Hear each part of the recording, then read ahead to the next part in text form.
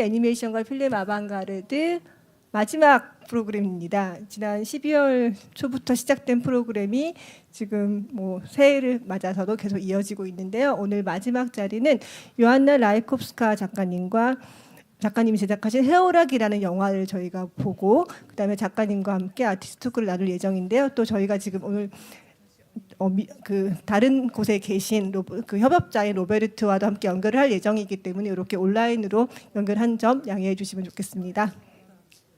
약간 양해 말씀드릴게요. 밖에서 지금 조금 소음이 있어요. 저희가 다른 프로그램이 또 있다 보니까 거기서 소리가 조금 들어와서 불편하게 느끼실 수도 있을 것 같아서 이 점 죄송하게 생각하고 있습니다. 저 공연은 좀 이따가 끝날 예정이니까 이렇게 너그러운 마음으로 다양한 예술이 함께 존재하는 이 세상에 대해서 마음 너그럽게 받아들여 주시면 좋을 것 같고요. 네, 그러면 지금부터 요한나 작가님과 아드리아나 프로데우스 모더레이터 분을 모시고 오늘의 행사를 진행하도록 하겠습니다. 네, 어제 혹시 요한나 라이코프스카 작가님의 퍼포먼스를 보신 분이 계실지 모르겠는데요. 어제 저희 미술관에서 퍼포먼스를 2차례 하셨었고요. 강원도에서 열렸던 평창 비엔날레에도 참여를 하셨고 리움미술관이나 또 그동안 저희 국립현대미술관 전시에도 참여하신 작가님이십니다. 네, 그럼 지금부터 두 분을 모시고 이야기를 시작하도록 하겠습니다.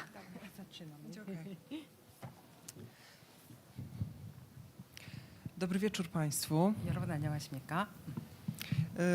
Witam serdecznie na naszym spotkaniu dotyczącym filmu Ślepowrony Joanny Rajkowskiej i Roberta Yerachmiela Snidermana, który zaraz się z nami połączy.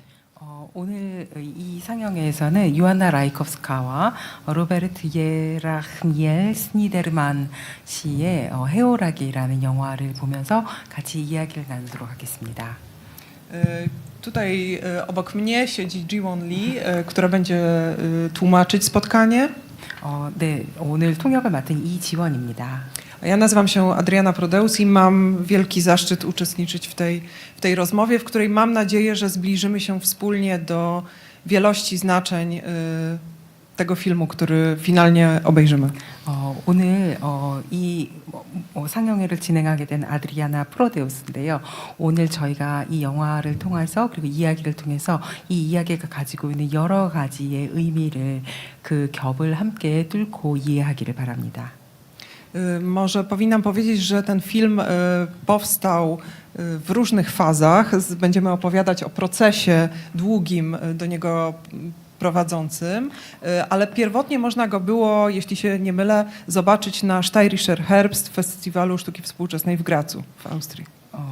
원래 이 영화는 사실 굉장히 오랫동안 지난한 과정을 통해서 제작되었었는데요. 여러 가지 그런 단계를 통해서 제작됐지만 처음에 이 영화가 보여진 것은 오스트리아의 그라츠에서 그라츠에서 보여졌습니다.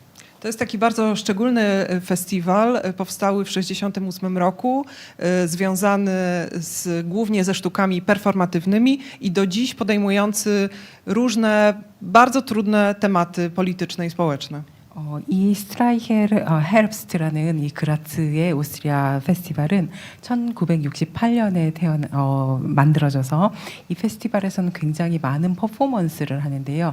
그 68년부터 지금까지 특히나 정치적인 내용의 퍼포먼스가 많이 진행되었습니다.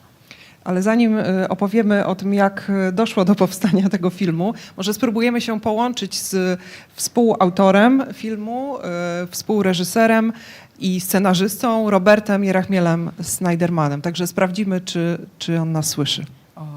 그러나 이 영화에 대한 얘기를 더욱더 진행하기 전에 이 영화의 시나리오를 쓰고 영화를 공동 제작한 로베르트 예라흐미엘 스니데르만 씨랑 어떻게 접속이 잘 되고 있는지 한번 시험해 보도록 하겠습니다.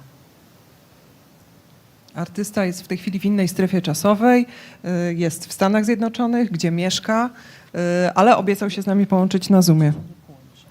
jeszcze mamy tutaj sygnał, że jeszcze go nie mamy. 네, 아직은 접속하지 않았다는 얘기를 지금 여기서 주최측에서 들었습니다. 좀 이따 접속하겠습니다. Czyli poczekamy, zaraz dostaniemy sygnał, kiedy on dołączy do naszej rozmowy. 저희 얘기 언제 들어오실 수 있을지 저희가 이제 신호를 기다려가지고 그분을 초청하도록 하겠습니다. W W takim razie, Joanna, skieruję pierwsze pytanie do ciebie. 그러면 요한나 씨에게 요한나 라이코프스카 선생님에게 첫 번째 질문을 하겠는데요. Jesienią tego roku na Warsaw Gallery Weekend można było w lokalu 30 zobaczyć twoją wystawę, na której również był pokazywany ten film, Ślepowrony. 올해 작년이군요. 작년 가을에 바르샤바의 갤러리 위크에서 특히 로컬 30이라고 하는 바르샤바의 갤러리 지금 주인이 나와 계신데요. 여기서 바로 라이코프스카 선생님의 여러 가지 작업과 함께 이 영화를 볼 수 있었습니다. I tą wystawę rozpoczynał cytat z takiej sławnej polskiej przyrodniczki, popularyzatorki przyrody i znawczyni Puszczy Białowieskiej, Simony Kossak. 그 전시는 폴란드의 굉장히 유명한 자연보호 환경운동가이자 동물학자이기도 했던 시모나 코삭의 이야기와 함께 시작되었는데요. Brzmi on: powinniśmy w końcu zaakceptować, że Ziemia nie jest wcale naszą własnością. 시모나 코삭은 우리는 이제는 정말로 이 지구가 인간의 것이 아니라는 것을 인식해야 한다라고 말했는데 그것이 바로 이것의 가장 중요한 시테이션으로 갤러리를 여는 전시의 서막이 되었습니다. I dlatego chciałabym cię zapytać o to zwrócenie się do przyrody na początek. Dlaczego ta przyroda jest tak ważna, że w pierwszym zdaniu, w pierwszym zaproszeniu do oglądania tego projektu i do tego filmu mówisz właśnie o tym, że Ziemia nie jest naszą własnością? 그래서 제가 라이코프스카 선생님에게 들리는 질문은 왜 그렇게 자연에 대해서 강조했는지, 이 자연에 대해서 이 전시와 프로젝트에 대해서 이 말을 왜 먼저 앞서고 시작했는지 먼저 묻겠습니다. Cytat wybrała Agnieszka Rajzacher, która tutaj jest z nami, właścicielka galerii. Wybrałyśmy go w sumie na samym końcu razem. Był to taki oczywisty zwrot w stronę przeciwko dychotomii natury, kultury, przeciwko rozdzieleniu bardzo przedziwnym, oświeceniowym oderwaniu człowieka od natury, którą jesteśmy. więc 일단 저희는 이 커테이션을 이 갤러리의 주인인 저랑 같이 계신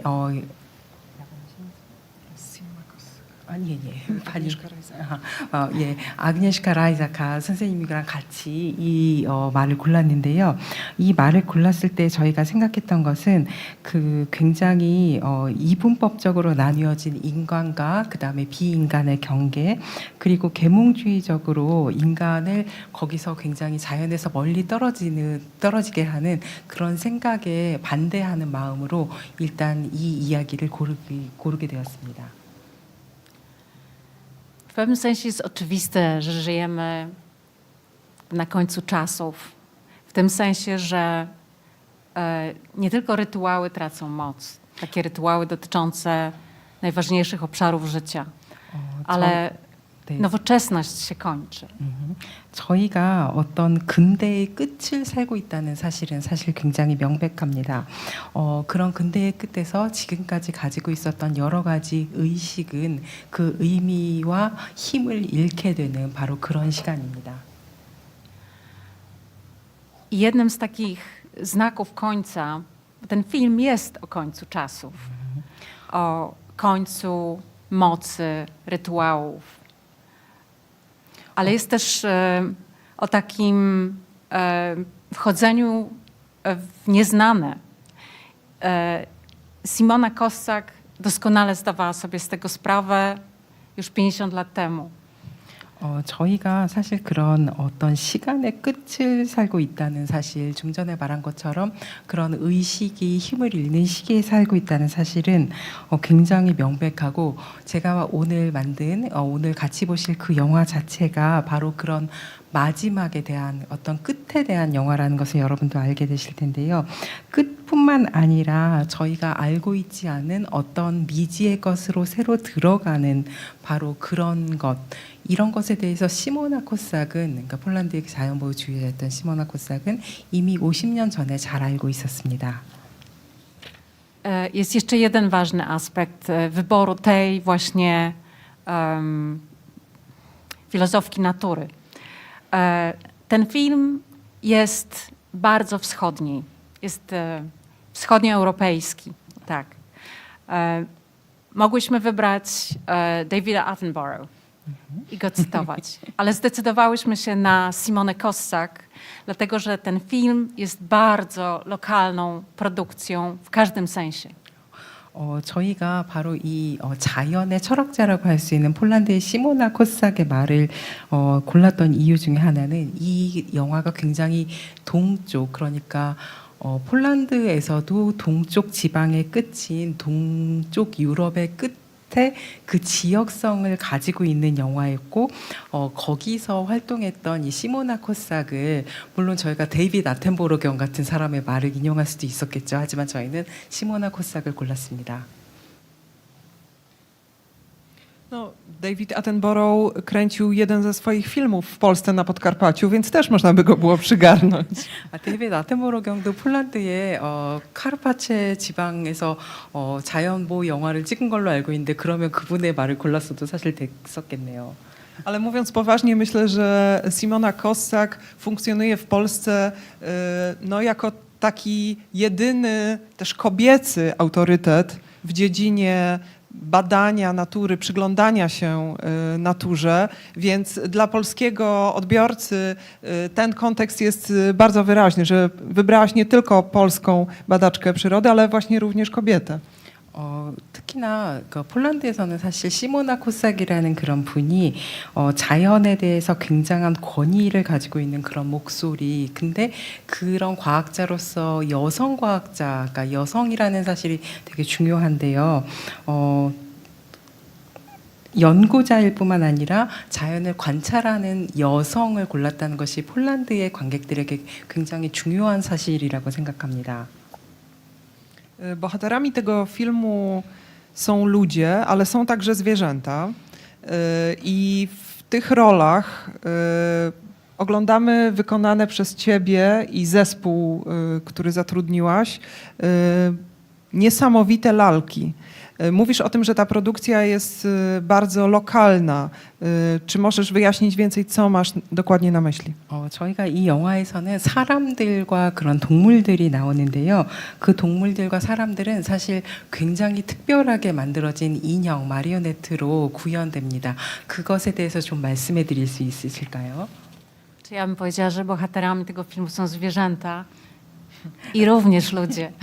저 같은 경우는 이 영화의 주인공이 사실은 동물들이다. 거기에 사람들도 있다라고 말하고 싶은데요. 그러니까 사람과 동물이 아니라 동물과 사람. Film generalnie nie miał być filmem, to miał być performance. 사실 이 영화는 영화가 아니라 퍼포먼스로 먼저 생각했던 것입니다. Na ten właśnie festiwal Steirischer Herbst miałam takie stare marzenie o tym, żeby jako córka myśliwego stanąć przed górą martwych zwierząt zabitych w polowaniu. 저는 이 헤rbst에서 하는 이 페스티벌에, 저는 원래 사냥꾼의 딸입니다. 그래서 사냥꾼의 딸로서 죽어 있는 동물들의 사체가 엄청 쌓여 있는 것을 보여주는 그런 것을 하고 싶었습니다. I spróbować je przywrócić życiu. 그리고 그들에게 다시 생을 돌려주고 싶었었던 것이죠. I to w taki sposób, żeby po prostu wejść w nie, tak fizycznie, wejść w martwe ciało i spróbować je tak, poruszyć nim, zanimować je, oddać własną energię ciału, które już jej nie ma. 그리고 그 죽어버린 몸 안에 제가 진짜로 들어가서 그 몸을 움직이고 살아있지 않는 것에 그들이 이미 떠나버린, 그들이 이미 없애져 버린 에너지를 다시 그 안에 불어넣는 그런 역할을 하고 싶었습니다. Nie będę przedłużać, bo to jest długa opowieść, ale z powodu pandemii nie zrobiliśmy tego. Zaprosiłam Roberta do tego performance'u. Pojechałam do Austrii, spotkałam się z myśliwymi, z żonami myśliwych, co było bardzo istotne, z kobietami. I w momencie, kiedy wszystko już było gotowe, przygotowane, nastała pandemia i granice się zamknęły. 그래서 이제 로베르트 씨가 퍼포먼스를 하러 오고 저는 이제 오스트리아로 가고 거기서 사냥꾼들을 만나고 되게 중요했던 것은 또 사냥꾼들의 부인들, 여성들을 만났습니다. 그렇게 돼서 모든 것이 이제 퍼포먼스가 준비가 다 된 상태에 저희가 코비드가 터져서 이제 프로젝트가 중단되었었던 거죠. No i teraz udało nam się. Widzę tutaj na ekranie, mam sygnał, że jest z nami już współtwórca filmu Robert Yerachmiel Sniderman. 저희는 지금 이 앞에 보고 있는 화면에 이 영화를 같이 만든 로버트 예라흐미엘 스니데르만 씨가 지금 보이고 있거든요. 그래서 이분이 접속했다는 그런 사인이 오고 있습니다. Hello Robert, can you hear us?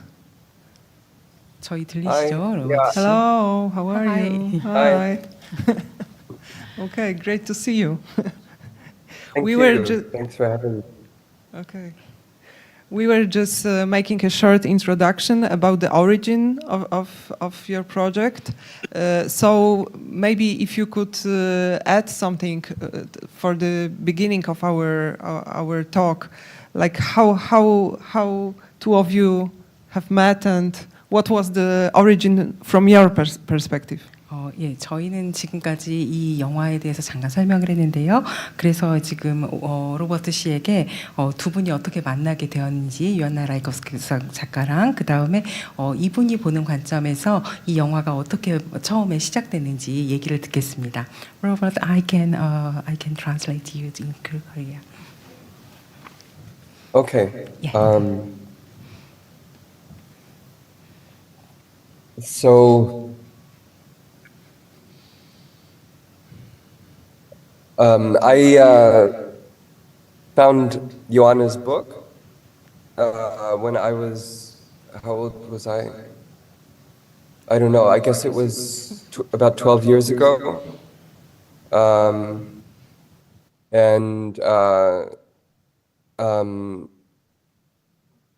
The book is called Where the Beast is Buried, and it's more or less narratives from the first half of Joanna's working career, mostly projects in public space. And for me, I had been working as a poet and an experimental playwright, and I was starting to work towards, I guess, local community work. And I was trying to find ways of converging these things, I guess, experimental theatricality, community participation. And so actually, initially, I was very, very moved, and kind of everything for me really changed when I read that book, which I found very incidentally in a used bookstore in Berlin while I was there briefly. And then I put together a project that was basically a kind of durational performance with a Jewish cemetery in Berlin. And so when I returned to Europe, I wrote to Joanna and went to Warsaw, which my great-grandmother was from, where my great-grandmother was from. So in part to see the city for the first time, where she was from, and then to meet Joanna after I wrote to her. She very generously offered to meet with me. And very quickly we started actually working together on this piece, and she invited me to Novograd, which I came to maybe a month or so later. And there was a very kind of almost furious, intellectual, artistic, and ethical energy between us. And over, I guess, about 2 years, we corresponded kind of sort of working out this idea, and then there was a chance to actually enact the film, or initially the what would be a performance, and then of course COVID forced us to reconceive the piece. Sorry if that was too long for the translator. Yeah, yeah. Just the title of the Joanna's book again. Where the Beast is Buried? Where the beasts are buried.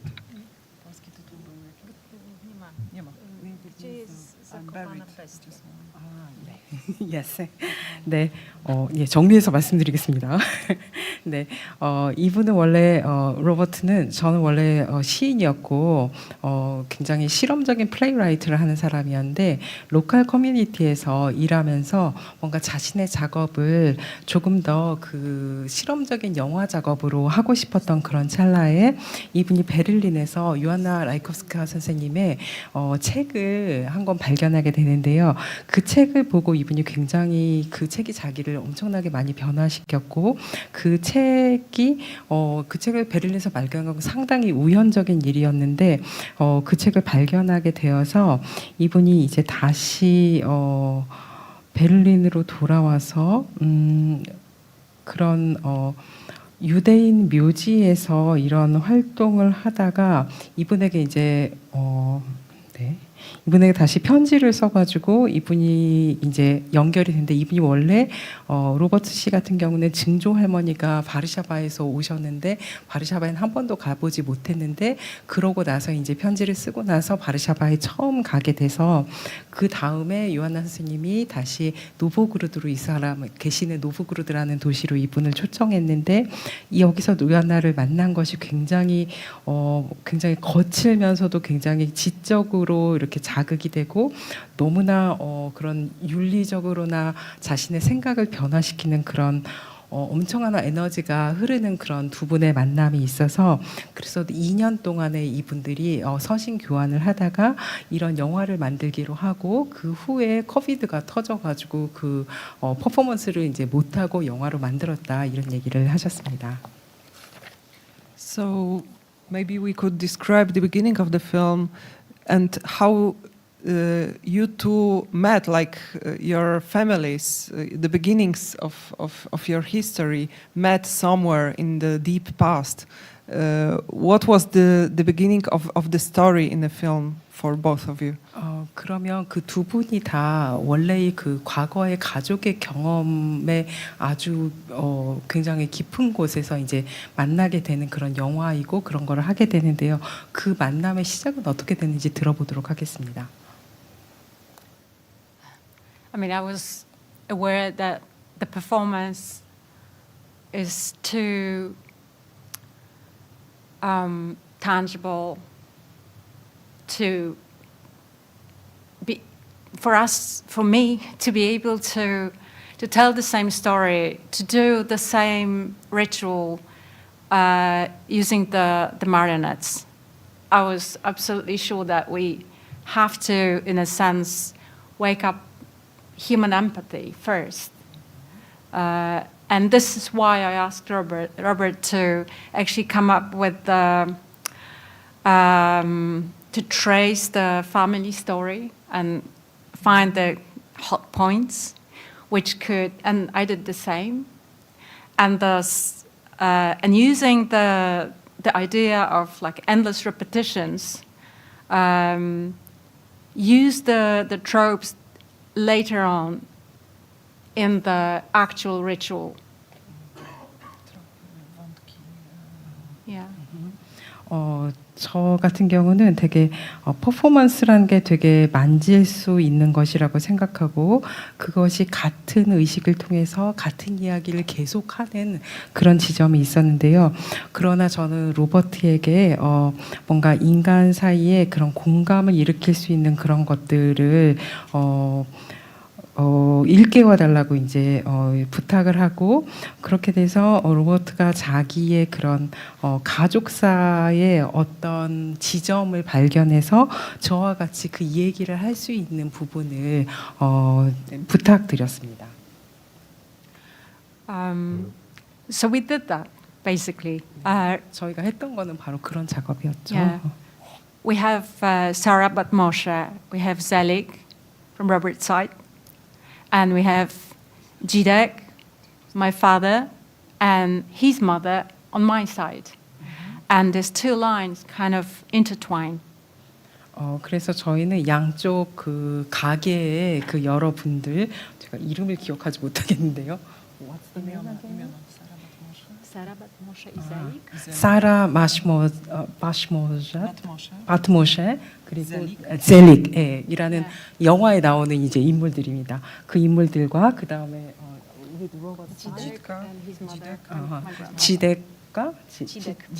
지덱이랑 그 다음에 로버트의 엄마가 이제 그 양쪽의 얘기를 저희가 합쳐서 영화에서 하게 됩니다. Of course, we used some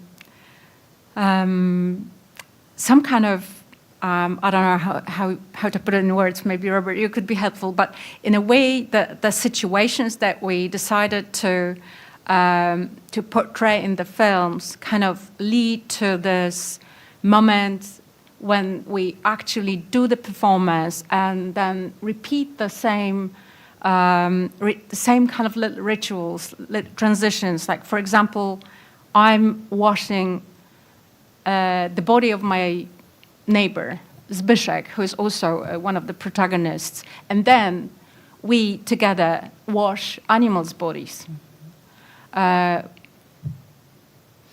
네, 그래서 저희는 이 영화에서 어떤 의식을 이제 되풀이하게 되는데, 영화에서 보면 저는 여기 나오는 주인공 이제 등장 인물 중에 하나인 스비쉑의 몸을 씻는 일을 하게 되고, 그 다음에 로버트 같은 경우는 동물들의 그 사체를 씻는 그런 의식을 벌이게 됩니다.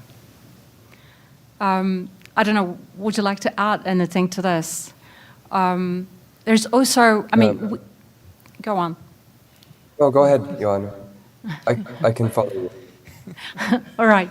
I think what is really important to understand the film is 2 points that we discussed very often.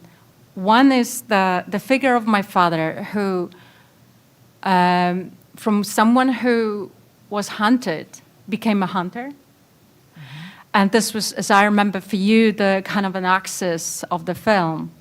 And for me, this was not so much a figure, but rather a situation in the synagogue where Zelig is receiving the letters with the books from New York. And he looks at the books, he opens the books, and he looks at the photographs of the pogroms, and he's overwhelmed and really weighed down by the memory of his father. And this is a totally emotional moment when you see a man who's kind of completely smashed by his personal history, but the cruelty, human cruelty, and at the same time is able to leave the books, leave the human story, and lift the body of a dead animal, of the doe, which happens to be on the same table. It's one of the little magical moments in the film.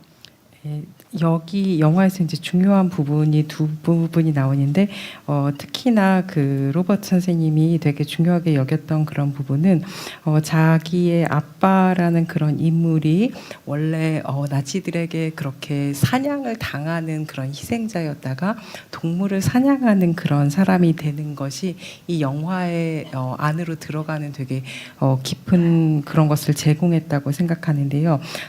요한나 선생님이 또 되게 중요한 포인트로 지적했던 것은 여기서 잘릭이라는 인물이 나오거든요. 그 잘릭이라는 인물이 시나고그에서 그 책을 펼쳐 보면서 그 책의 안에 있는 그 자신의 그런 역사, 그 안에 있는 어떤 잔인함의 이야기를 보고 엄청나게 충격을 받고 거기에 대해서 굉장히 이제 쇼크를 받으면서 되게 감정적으로 엄청나게 흔들리게 되는데, 그럼에도 불구하고 그 책을 놔두고 그러니까 그 어떤 인간의 이야기를 놔두고 테이블에서 다시 동물의 사체를 집어들어서 동물을 집어드는 그 장면이 이 선생님에게는 요한나 선생님에게는 되게 중요했던 장면이었습니다. Robert, would you like to add something to Joanna's speech?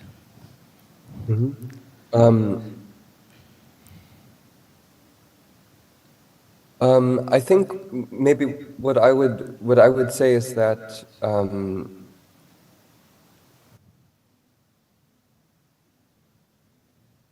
yeah, I mean, as Joanna, so just to put in the center, Joanna's putting forward that there are these certain kinds of encounters, right? With, I mean, there are certain kinds of encounters that occurred in lived reality, whether these were the lived realities of Joanna's or mine, and then within the pasts of our family, that that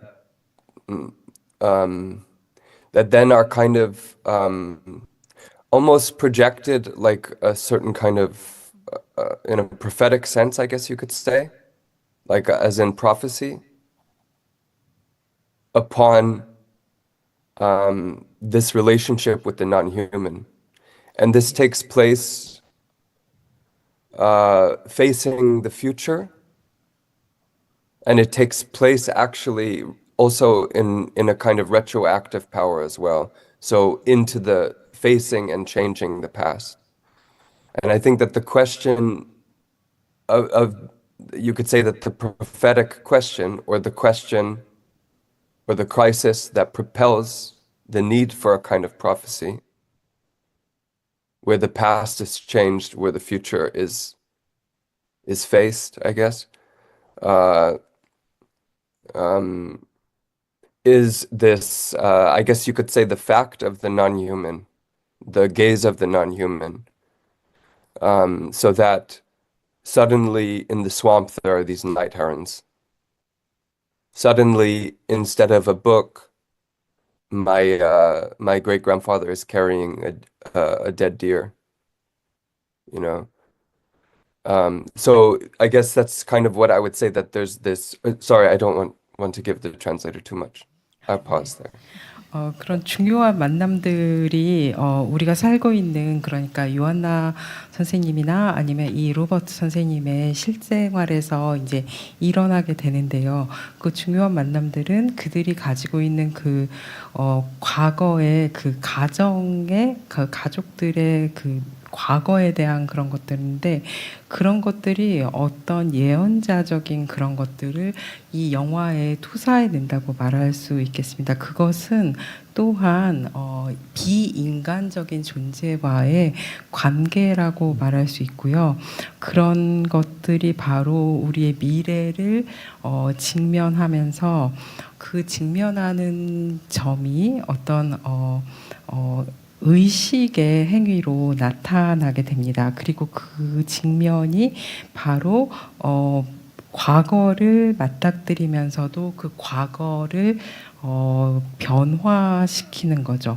그래서 바로 그런 비인간들이 가지고 있는 그런 진실, 그리고 비인간이 가지고 있는 그런 시선, 이것이 바로 이 영화에 나오는 늪에서 갑자기 비인간인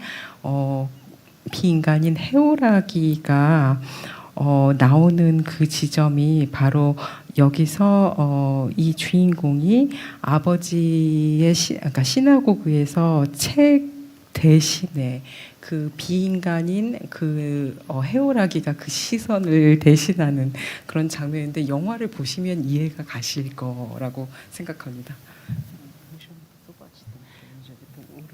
But if I might add something, but the prophecy actually starts exactly with Zelig, and with this single gesture, and it's as if you had a kind of magic glass, you know, like a prism, which is changing the way we see. And then this glass is kind of turning, and we see a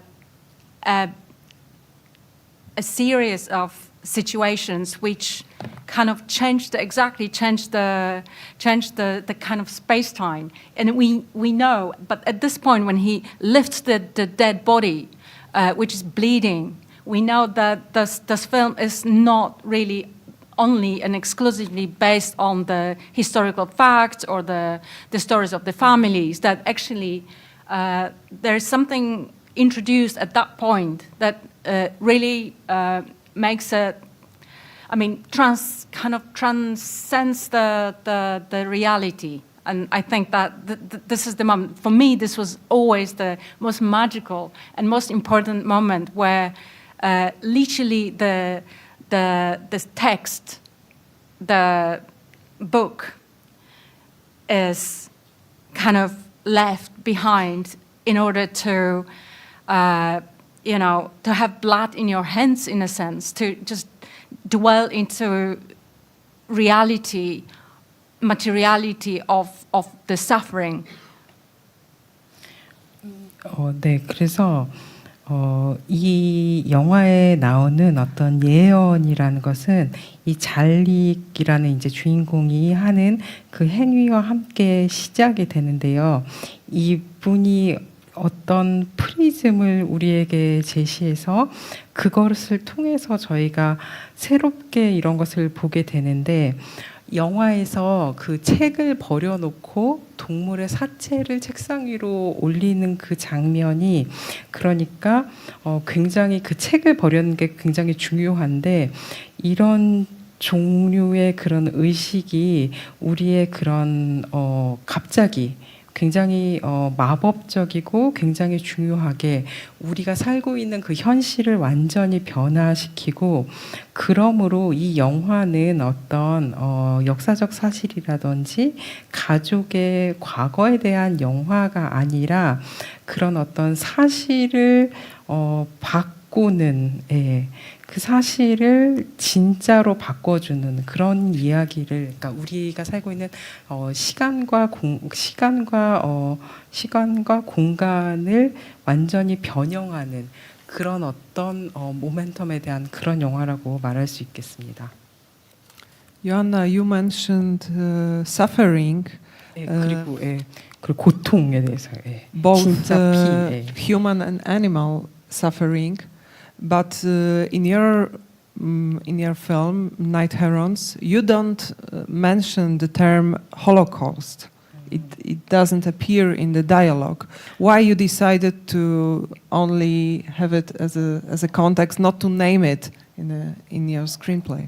이 영화에서 보면 되게 고통이라는 주제가 많이 나타나는데, 그럼에도 불구하고 홀로코스트라는 그런 단어는 영화에서 전혀 언급되지 않습니다. 그리고 그냥 컨텍스트를 통해서 전해질 뿐인데요. 그 이유는 무엇일까요? Robert, maybe you could answer. 로버트 씨에게 질문해 볼까요?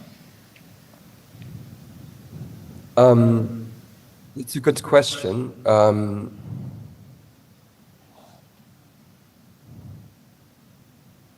Well, I think in one sense, I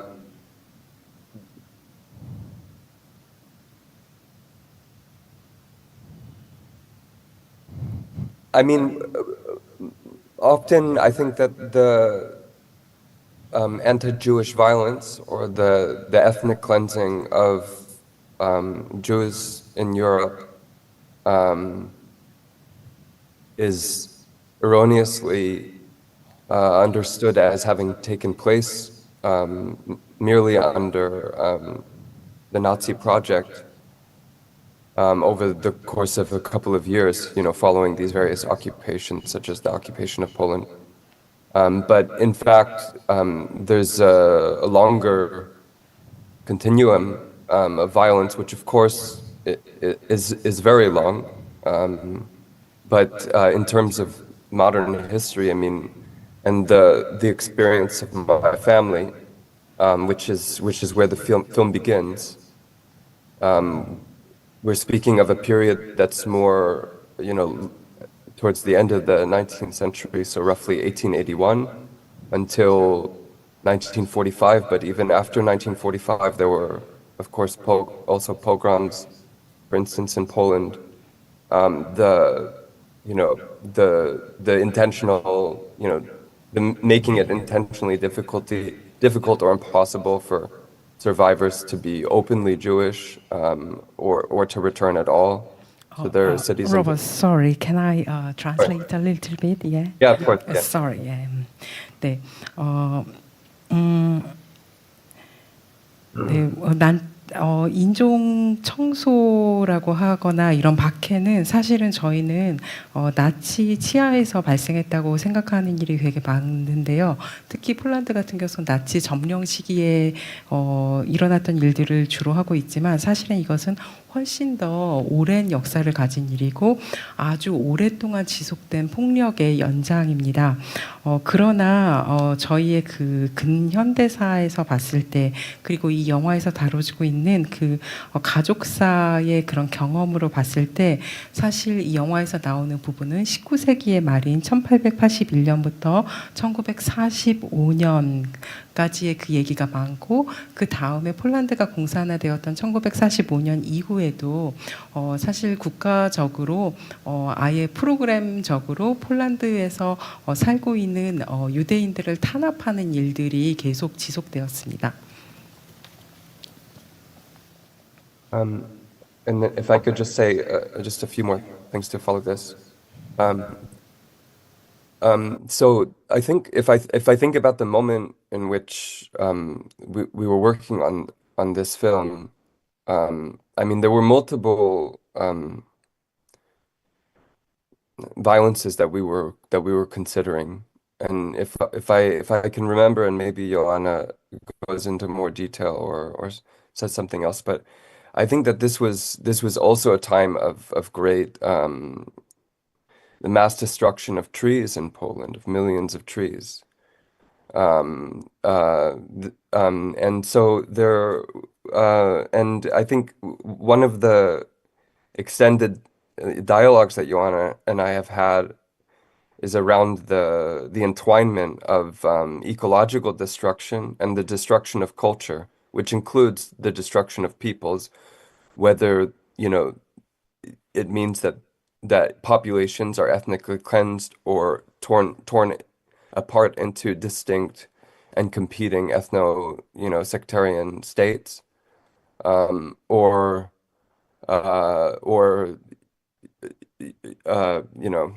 some kind of people such as Joanna's father are afraid to or kind of I get whatever through ideological processes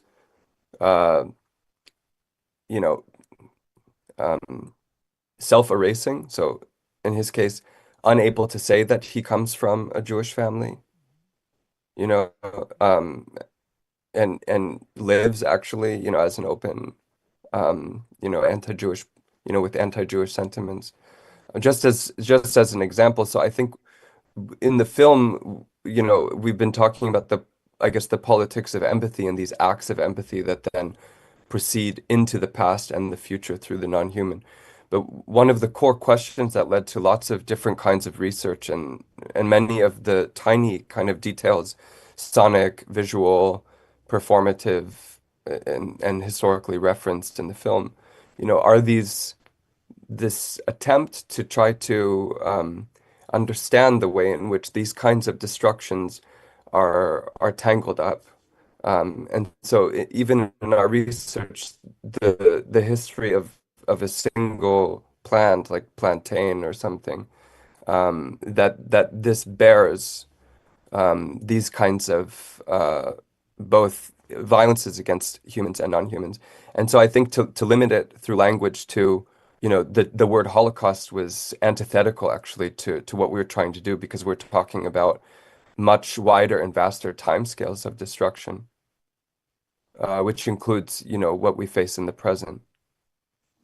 네, 저희가 사실 이 영화를 만들 때를 생각해 보면 그때는 굉장히 여러 가지의 폭력이 자연되던 그런 때였는데 그 폭력에 대해서는 아마 요한나가 더 디테일하게 저희에게 얘기해 줄 수 있을 텐데요. 또한 그때는 인간에 대한 폭력뿐만 아니라 굉장히 많은 벌목이 행해져서 그런 것에 대해서 요한나와 이 로버트는 되게 여러 가지로 폭넓은 대화를 나눴었는데요. 그러니까 그런 폭력은 어떻게 생각하면 굉장히 에코적인, 그러니까 생태적인 그런 파괴와 그 생태적인 파괴에서 생태뿐만이 아니라 문화적인 파괴에도 동반하는 그런 것이었고, 당연하게 사람에 대한 그런 파괴도 있었고, 거기다가 어떤 인종 청소라든지 그런 것을 생각해 봤을 때 예를 들면 나중에 폴란드 상황에서 보면, 여기서 보면 영화에 나오는 주인공들이 나중에 나는 폴란드에서 살면서 이제 나는 유대인이다라고 대놓고 말하지 못하는 그런 장면들도 나오는데 이런 것도 언급하고 있고요. 거기다가 굉장히 폴란드나 다른 곳에서 되게 반유대주의의 그런 정서가 되게 많았던 그런 것들도 언급하고 있습니다. 그래서 저희는 이것을 영화 안에서 표현하기 위해서 굉장히 여러 가지 시각적이고 그 다음에 그런 퍼포머티브, 그러니까 이걸 퍼포먼스를 통해서 어떻게 해야 되는가, 그런 것에 대한 역사적인 레퍼런스도 굉장히 많이 찾았는데요.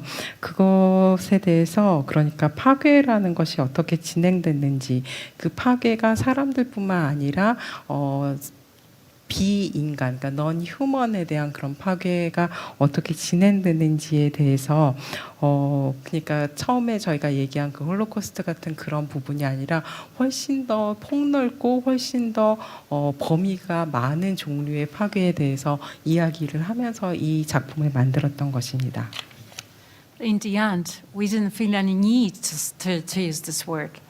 And because violence is violence, ethnic cleansing is ethnic cleansing. And we used what we had. And this is why I said this is kind of in a sense, it's a local production. We used the stories of our families. This is what we knew the best.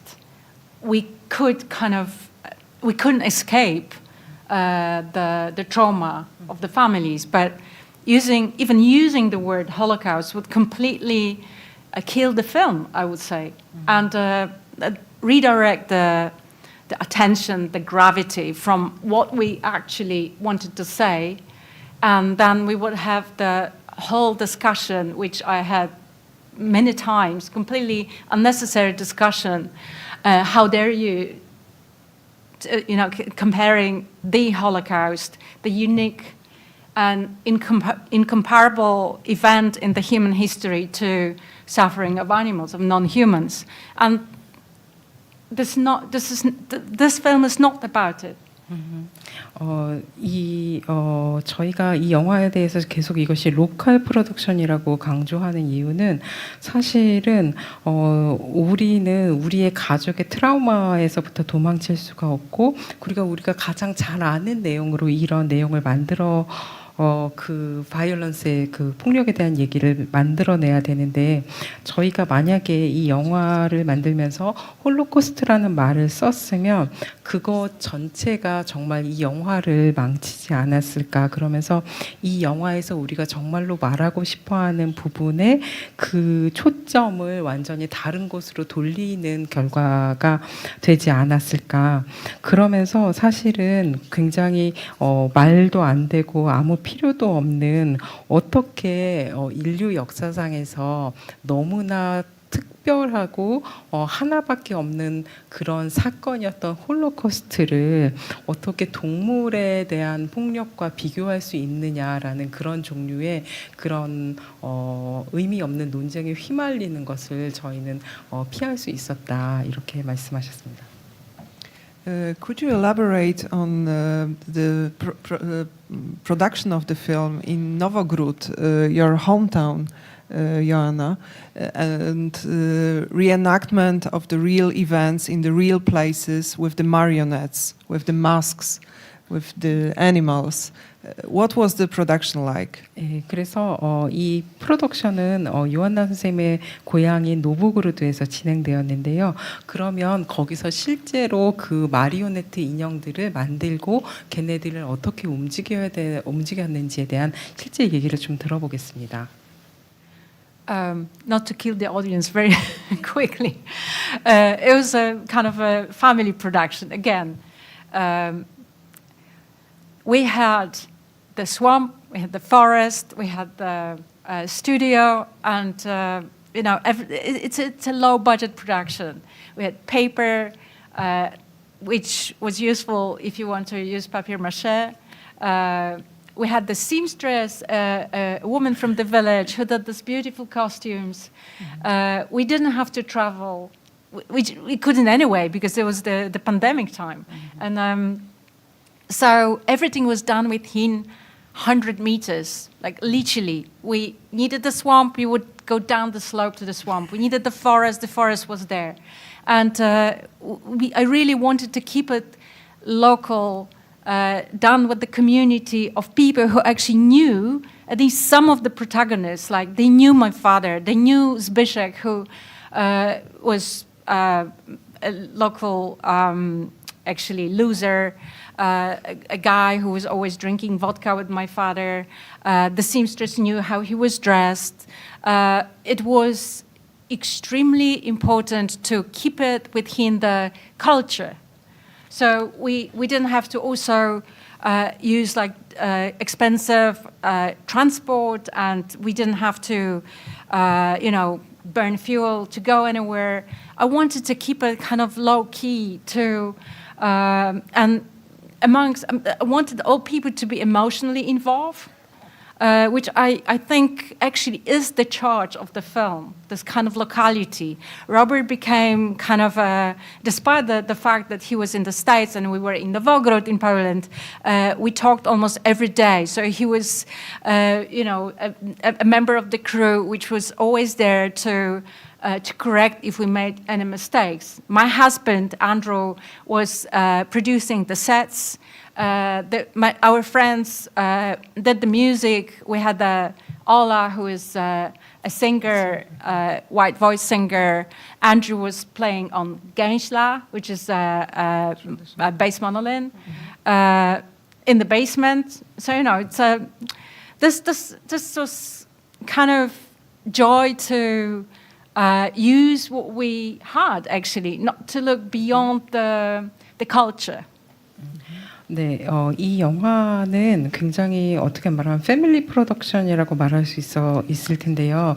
저희의 이 노브그로드 안에 조그만 늪도 있었고 그 옆에 이제 숲도 있었고, 사실은 언덕을 내려가서 그 100m 안에서 모든 작업이 이루어졌는데, 언덕을 내려가면 거기 이제 늪이 있고 저쪽으로 가면 숲이 있고 거기 이제 스튜디오도 있고, 저는 이 자체를 다 로버짓으로 하려고 했었는데, 그 마리오네트 인형을 만든 것도 다 종이죽 아시죠? 그걸로 만들었는데, 그 종이죽에다가 굉장히 예쁜 옷을 입힌 사람도 그 동네에서 일하는 그런 옷 만드는 아주머니가 그거를 이제 다 그걸 만들었었는데, 사실은 어디를 갈 수도 없었어요. 왜냐하면 그때가 팬데믹 시절이었거든요.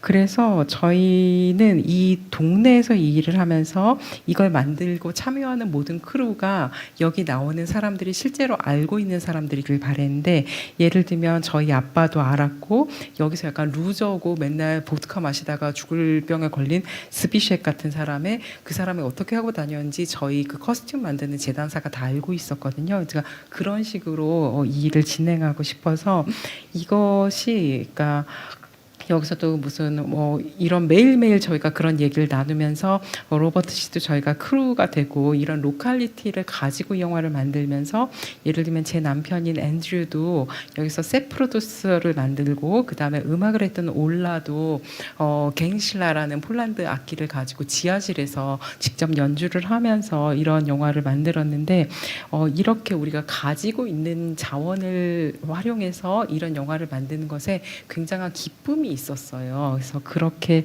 로우키로 만든 영화였다고 얘기하고 싶습니다. And one more element is that I'm kind of I'm really, really Eastern European in a way that I'm weighed down by the history and the experience. Of course, the Holocaust happened primarily in Poland, and we live in a cemetery in a sense. And even my imagination, I think, and the film is really charged with this heaviness. And what I was totally grateful for was Robert's magic. I don't have that magic, and thanks to him, there was this moment when I felt like I can't open the door, like in myself. I can let this magic in. I think for the first time ever, it was I could fly.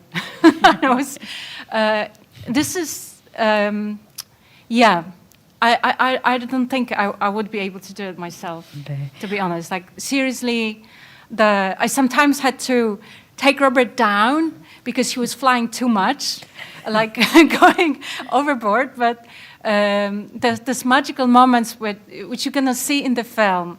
This crazy ideas of like the night herons, the birds, which are very, very important. They are the witnesses. They in a way, they wait for the human tragedies to take the souls to the afterlife, like in Slavic mythology. But Robert had this idea at some point they're gonna poke our stomachs and take out the roots that we've eaten, the roots of the swamp, which was another witness of the family's destruction. And I would never ever had this idea.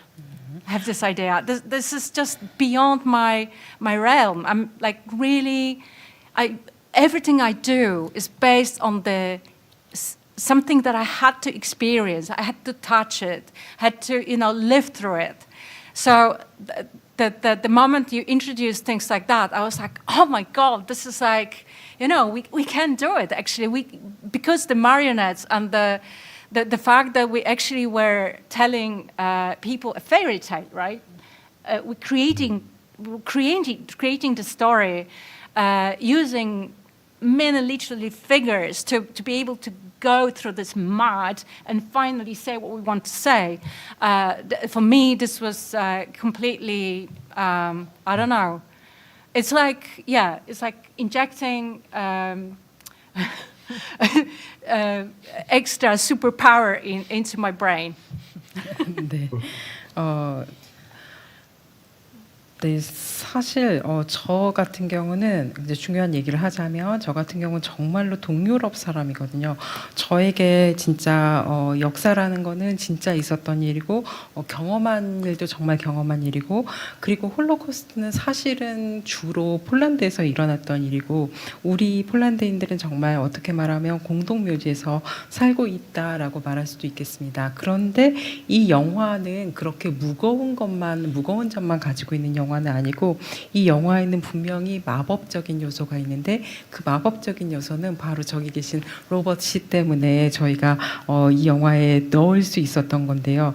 예를 들면 저에게 로버트 씨는 어떤 문을 열어주고 저는 정말 로버트 씨의 도움 때문에 정말 날 수 있다 막 이런 생각이 들었는데 그렇게 날 수 있다는 건 저는 도저히 혼자로서는 할 수 없는 그런 것들이었는데 너무 로버트 씨가 날아올라서 저희가 로버트 씨의 를 좀 잡아야 될 때도 있었습니다.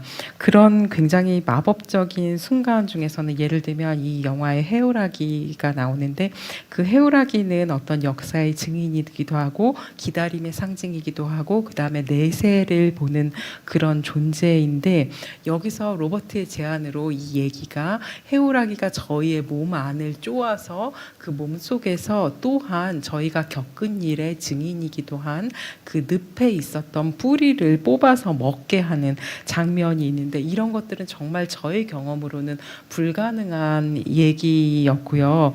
저 같은 사람은 정말 내가 경험을 해야지 그리고 내가 만져봐야지 그리고 내가 그거를 살아봐야지 그것만 가지고 이야기나 작품을 만들 수 있는 사람인데 바로 로버트 씨가 이렇게 해서 어떻게 얘기하자면 저희가 그런 마리오네트 인형을 가지고 제가 상상할 수도 없었던 동화를 만들어낸 것입니다. 그래서 이 인물들은 그 늪을 헤쳐나가 드디어 그들이 하고 해야만 하는 말을 할 수만 있었던 그런 이야기가 바로 이 영화입니다. So maybe this is a good moment to introduce the metaphor included in the title, night herons. What are those birds standing for? Who are they? 네, Maybe Robert, you could say a few words about night herons, 네. if I can ask you. 그러면 저희는 이 영화의 제목이기도 한 해오라기가 그러면 드디어 이제 해오라기는 누구인가 그리고 해오라기가 의미하는 그 해오라기는 무엇의 메타포어인가 하는 지점을 로버트 씨에게 좀 물어보도록 하겠습니다. Yeah, actually, the night herons arrived late in terms of unless I'm misremembering, but in terms of the manifestation of the different narratives. Because in case it's not clear, I think that we said this at the beginning, but the entire project begins with the scene reversing the hunter's time, which is this ritual of trying to essentially kind of resurrect, like repair and reanimate these hunted animals, these dead animals. The night herons, so I had a dream at a certain point during the writing of the script that I was in the forest, and it's completely entangled now with the landscape, the swamp landscape of Novogrod. So I don't know if it was actually like that, but there was definitely some kind of swamp, and I met these two women. I think that they were identical twins, something like that, and they were they were basically poets, but that their poems were they were healers and poets at the same time. So their poems were healing recipes, but they were very, very radical. And so I opened they showed me their book, and it was like the most extraordinary book of poems I had ever seen. And this poem basically entailed eating a certain kind of root and then laying down, and then this heron, so not exactly a night heron, actually a heron, would come, and with its long, thin, sharp beak, it would pierce. It pierced my my intestines and sucked out the root, and this was it was basically clearing up the intestines, you know. So I can pause there and then I continue. But 저희는 이것이 굉장히 여러 가지 종류의 서사의 매니페스테이션이라는 것을 말할 수밖에 없는데요. 여기서 영화에서 되게 중요한 지점이 그 사냥꾼들의 시간을 되돌리는 것. 그래서 그 사냥당한 동물들을 새로 그들에게 다시 새로 생명을 주고 걔네들을 수선하는 그런 장면인데요. 이 로버트 씨가 자기가 꿈을 꾼 거예요. 그런데 이 사람이 숲에 있었는데 그 숲이 완전히 막 늪이 있어가지고 이제 이 꿈에서는 노보그르드의 그런 풍경과 이분의 그 숲이 막 섞여요. 그런데 거기서 이분이 두 명의 일란성 쌍둥이인 그런 시인들을 만나는데 이 사람들은 시인이자 이 무슨 다른 사람을 고쳐주는 그런 힐러인 거예요. 근데 이 두 명은 아주 이상한 굉장히 극단적인 시를 쓰는데 이들이 자신의 시들이 적혀 있는 어떤 책을 이 로버트한테 보여주는데 그 여기서 이제 자기가 어떤 특별한 뿌리를 먹으면 그 어떤 이번에는 해오라기가 아니라 헤론 그러니까 외가리가 나타나서 그 외가리가 그 몸을 쪼아서 그 장을 쪼아서 그 장 속에 있는 장을 뭔가 청소? 네, 장 속에 있는 뿌리를 뽑아서 청소를 하는 그런 얘기까지 이제 하셨습니다. 네. So clearing up the intestine, yeah. Yeah. So and then so then of course it had to be in the film. And because actually it wasn't a process where, I mean, the film actually, that there was an excess of ideas and then we had to kind of cut it down. It was like everything that came kind of fit and was necessary. And in fact, there was almost a scarcity of narratives, it felt like at the time, the way that I remember it, and that we were waiting for things to come to make things make sense. And so this dream came, it was very important, actually. So then we were looking up, what herons live in this area, actually, and then we found the night herons. And then it turned out, right, that it was that the night herons, not only in Slavic mythology do they carry the souls of the dead to the afterlife. So actually the final scene is quite literal in terms of what night herons do mythologically, in the territory that we're working in.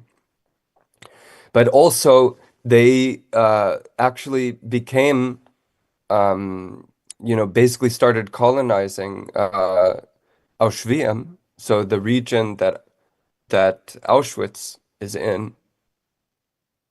At this moment, I had to stop you, remember? I said, no, we're not going to go there. We're not going to talk about the colonies of night herons around Auschwitz. Yeah. Remember? Yeah. This Yeah. is Yeah. 네, yeah, I'll translate into that. Yeah. Okay. Yeah. 그래서 저희가 사실은 나중에는 아이디어가 너무 많아가지고 영화를 만드는데 이제 막 잘라야 되는 그런 수준에 올라왔지만 사실 이때 이런 꿈을 꿨을 때는 그때는 저희가 이 얘기를 묶어낼 그런 서사가 약간 부족한 상태였고 어떤 이야기가 스스로 도출되어 나올지 기다리고 있는 상태였어요. 이 영화가 말이 되도록 하기 위해서요. 그래서 이 꿈을 꾸고 나서 이제 로버트는 이 동네에 그 노보그로드 동네에 어떤 종류의 외가리 해오라기류가 살고 있나 했더니 바로 해오라기가 살고 있었는데 해오라기라는 거는 슬라브의 그런 신화에서 죽은 사람들의 영혼을 그런 내세로 인도하는 그런 새거든요. 그래서 뭔가 이 영화를 만든 것과 그 이야기가 맞아 떨어졌던 거예요. 그 장소에서의 의미가. 그러면서 아우슈비츠 얘기를 하려고 했더니 요한나 선생님이 아우슈비츠 얘기는 우리가 하지 않도록 했기 때문에 하지 말라고 하면서 이야기가 중단되었습니다. So maybe this is the right moment to start the screening, and please stay with us after the film for the Q&A session. 네, 그러면 이때가 이제 저희가 영화를 좀 봐야 될 때가 아닐까요?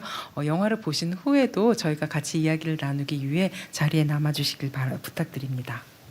dziękuję na tą chwilę. 감사합니다. Thank you for now.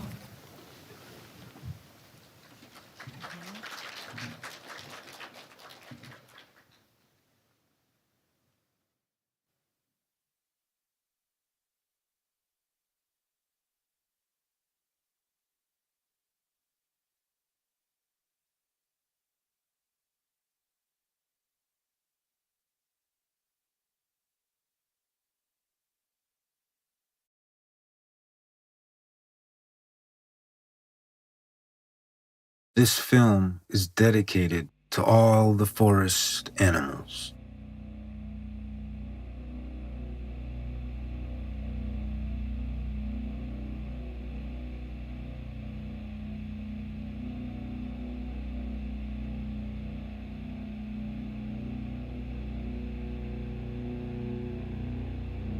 Leaving Warsaw,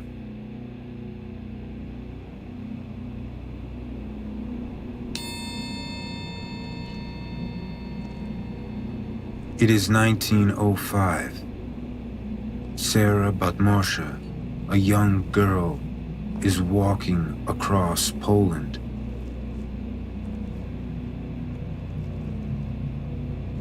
She has left Warsaw.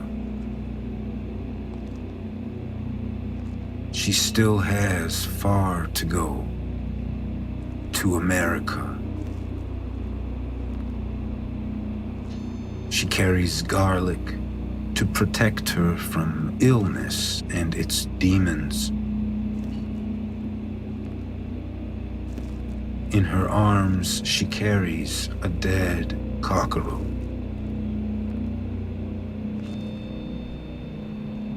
Although it is summer, she is wearing her winter coat as she is uncertain what lies ahead. She feels weighed down by the heat and the journey.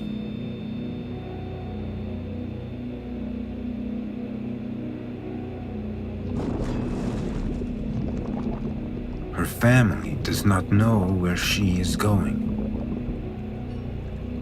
She will never talk about them again. She will never mention their names in America.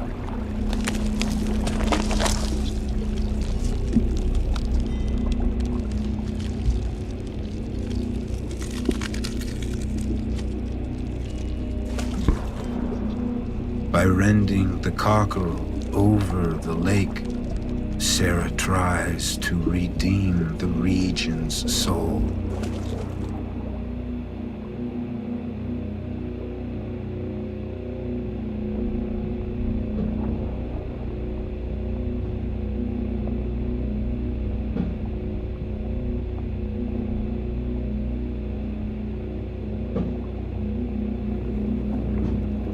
She considers the lake, the reeds, the forests, and the whole region she is leaving to be a child and a compatriot.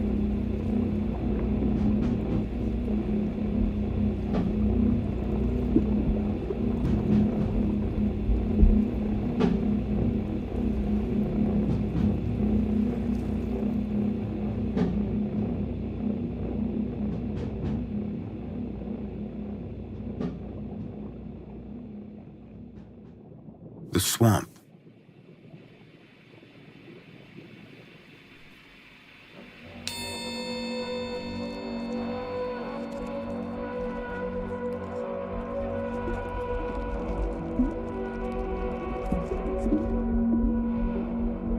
It is 1944.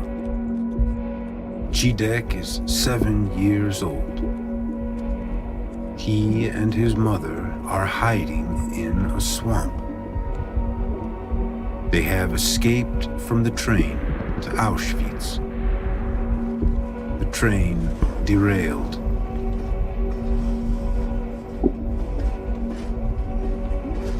They ran across the fields, zigzagging like hunted rabbits to avoid the German bullets. They will remain in these swamps for days.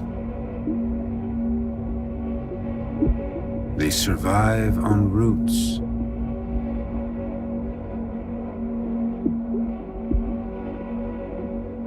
They dream of Warsaw.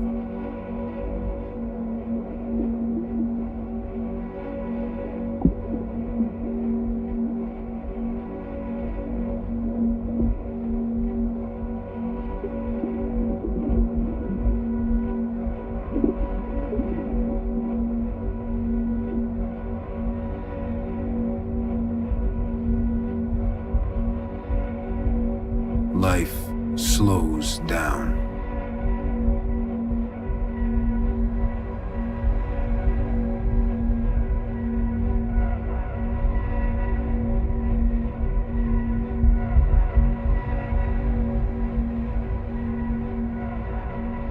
Jidek gazes at the swamp intently, night and day.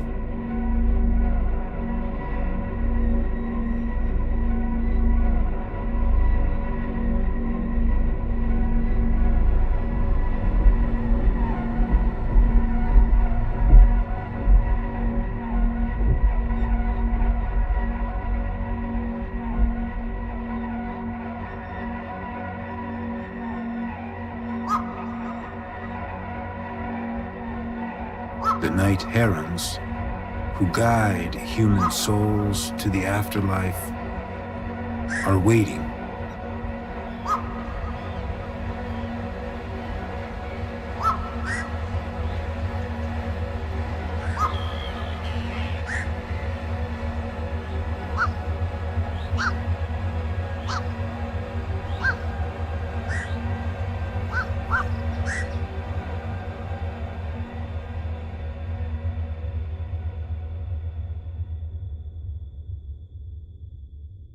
the book.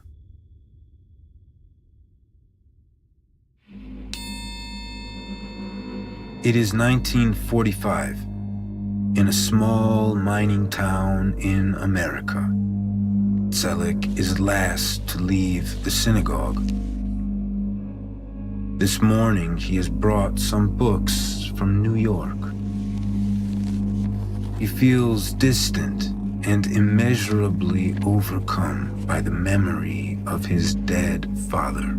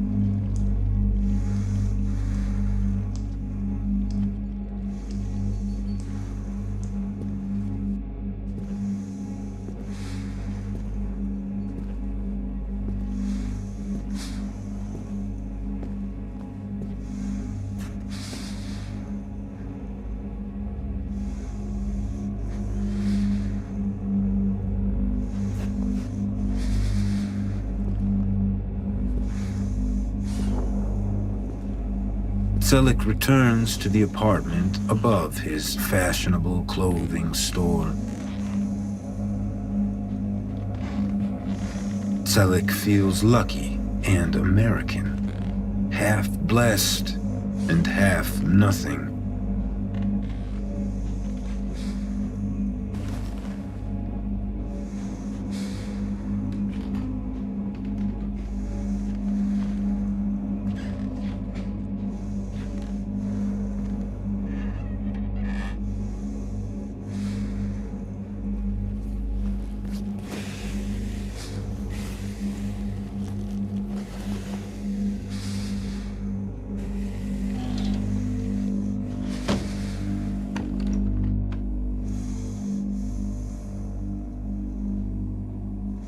Zelig's granddaughter will one day marry Sarah's grandson.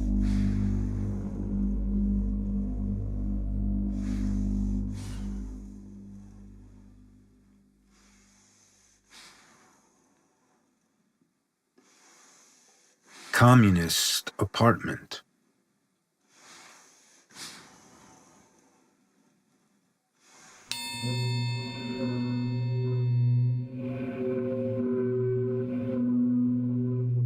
It is 1970, Bydgoszcz, in North Poland.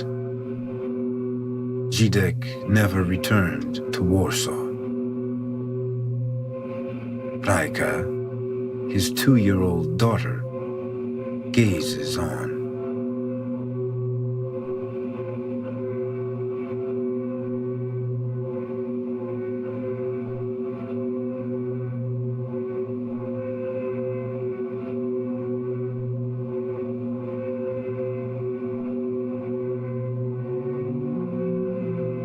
He has been hunting again. Forest, night, alcohol, shooting. He has dumped yet another corpse in their hallway.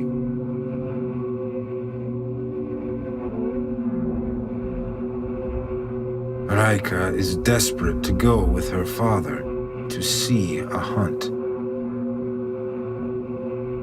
To be with him. He will leave his wife and daughter.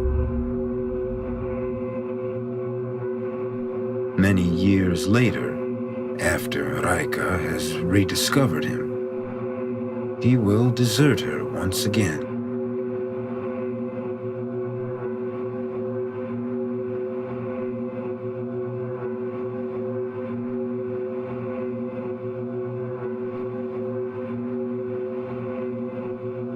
Basha, his wife, must render the kill swiftly to free the hallway of their tiny communist flat.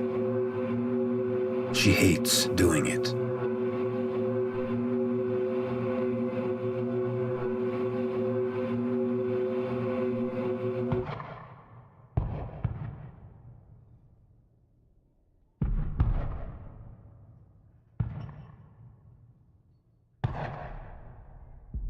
The closet.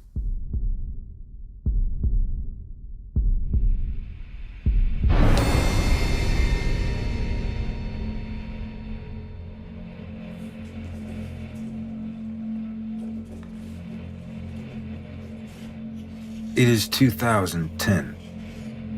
Robert is in his great-grandfather Tselik's old apartment.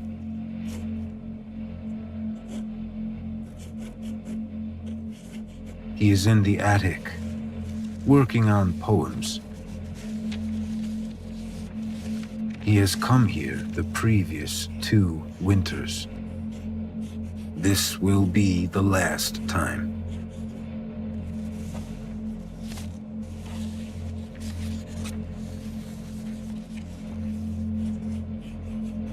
His grandfather is working downstairs in the shop.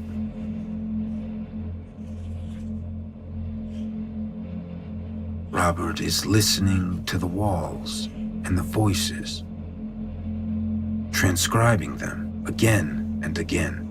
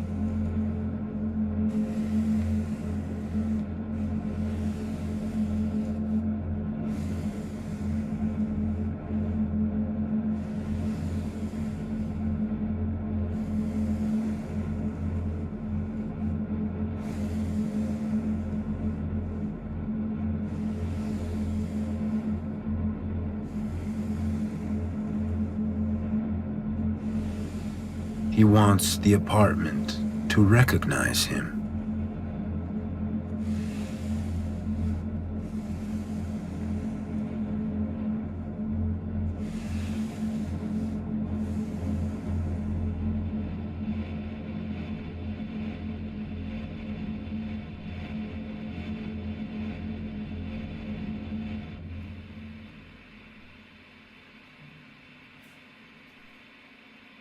They said he stinks, but he doesn't at all.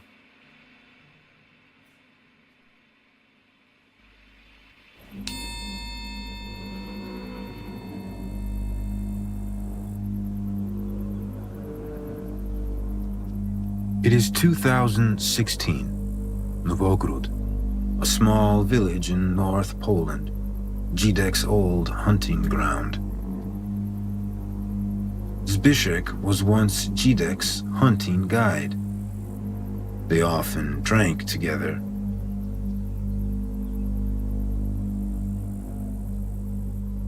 This morning he has been found drunk in a ditch. He is old and ill. He has to go to hospital. The village women insist that he should be washed first.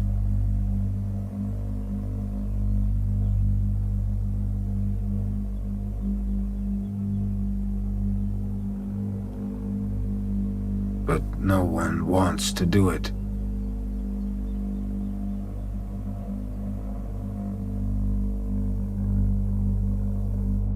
Rajka washes him.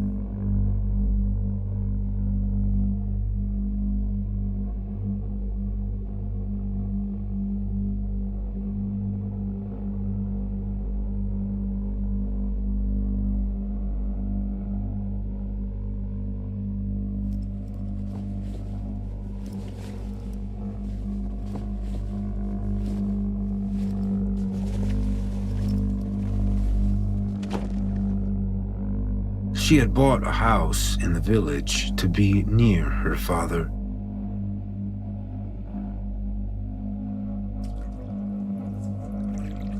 She still remembers Zbyszek's house from her childhood.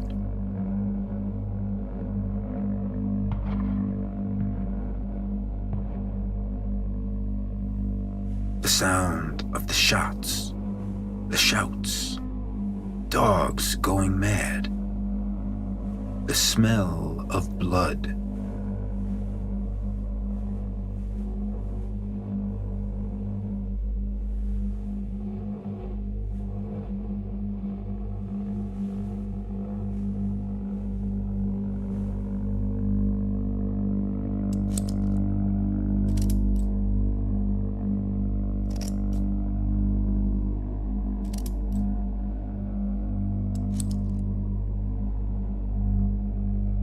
Zbyszek will die the following day.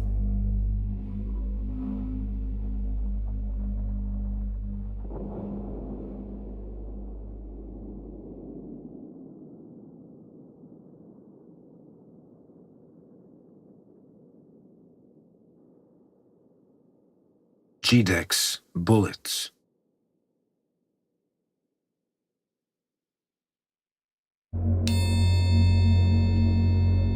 Even when Basha couldn't speak anymore, she was still able to ask of Jidek.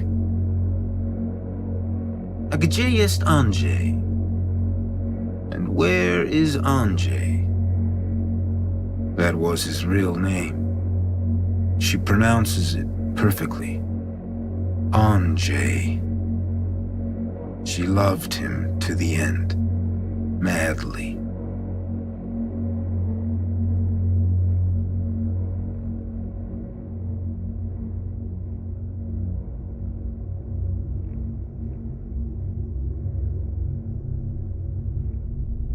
He is located in the unaffected part of her brain. How do the animals he killed remember him? Did they see him? He was the bullet in her brain, the bullet in her body. Untouched, undigested, undissolved.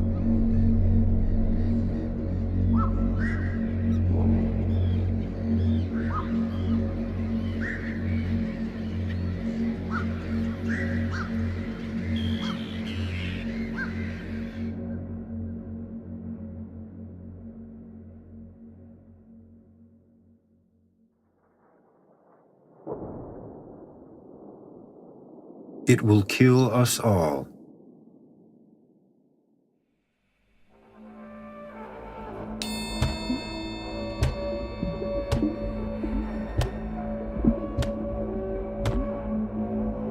"76 years ago, Jidek and his mother hid here in this swamp. Now Rajka and Robert find a root in the same waters. They eat it.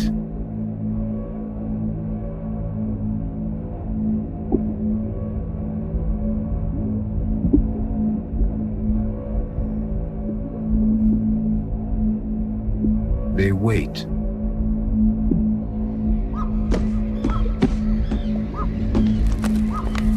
A black-crowned night heron lands between them and sucks out the digested root.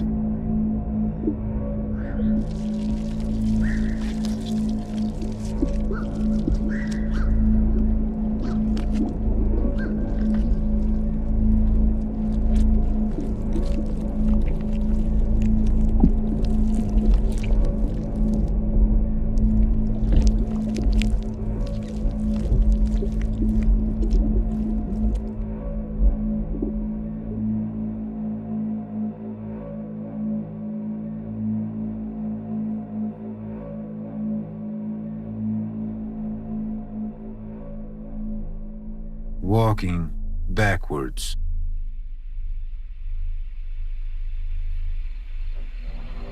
More than 100 years ago, Sarah Batmoshe walked through this same forest. Now, Raika and Robert are reversing time. They carry bundles of garlic.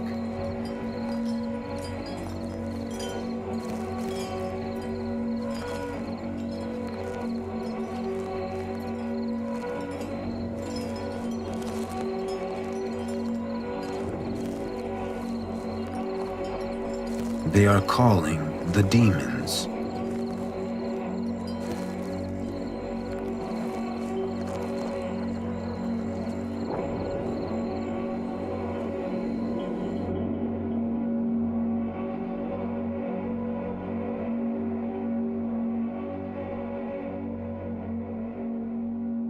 Reversing the hunter's time.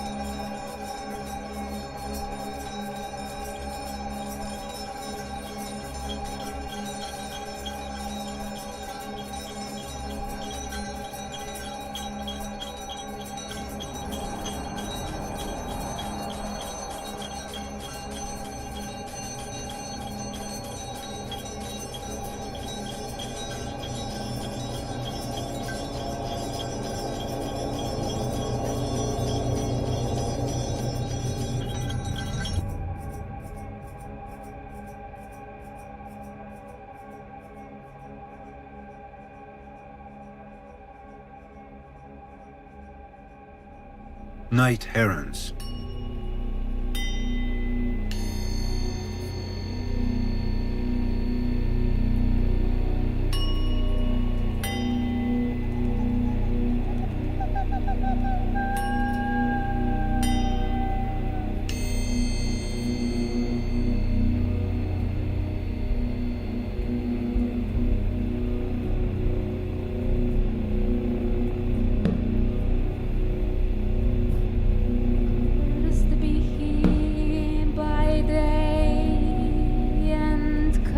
Cursed be he by night, cursed be he when he lies down, and cursed be he when he rises up.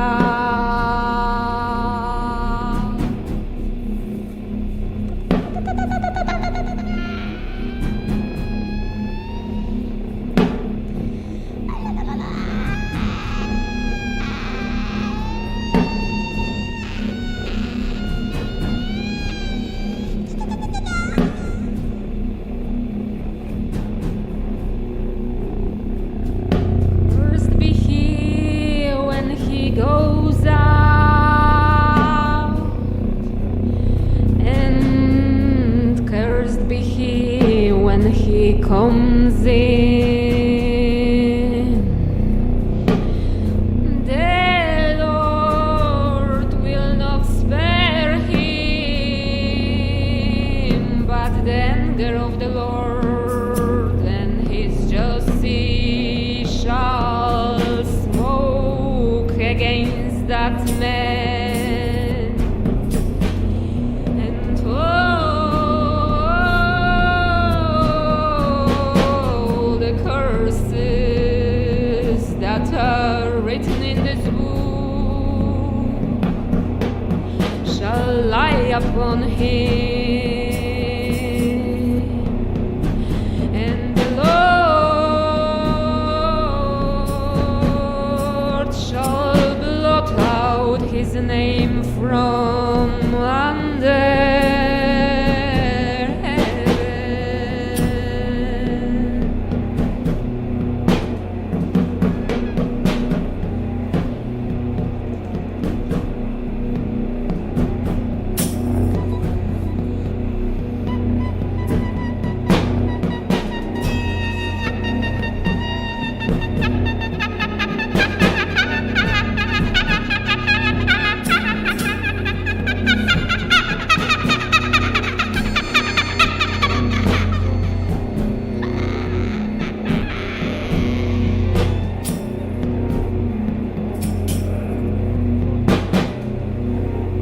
The Lord shall separate him unto evil hours. All the tribes of Israel,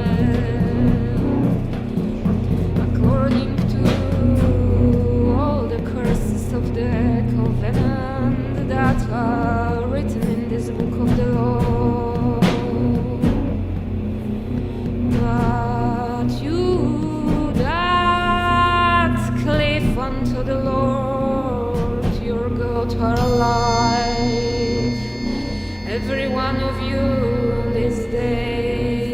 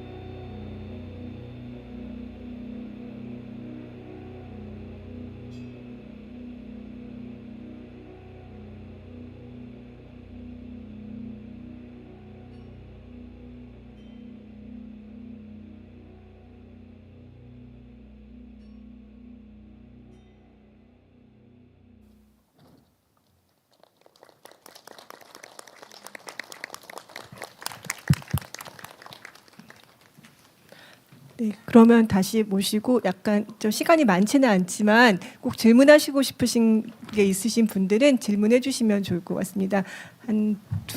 시간 때문에 한 2분 정도 저희가 9시에 미술관이 문을 닫아서 한 2분 정도 질문하실 수 있을 것 같아요.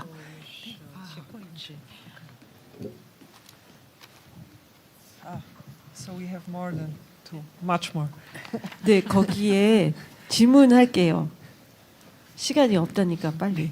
네, 일단 거기 동물의 사체가 나오잖아요.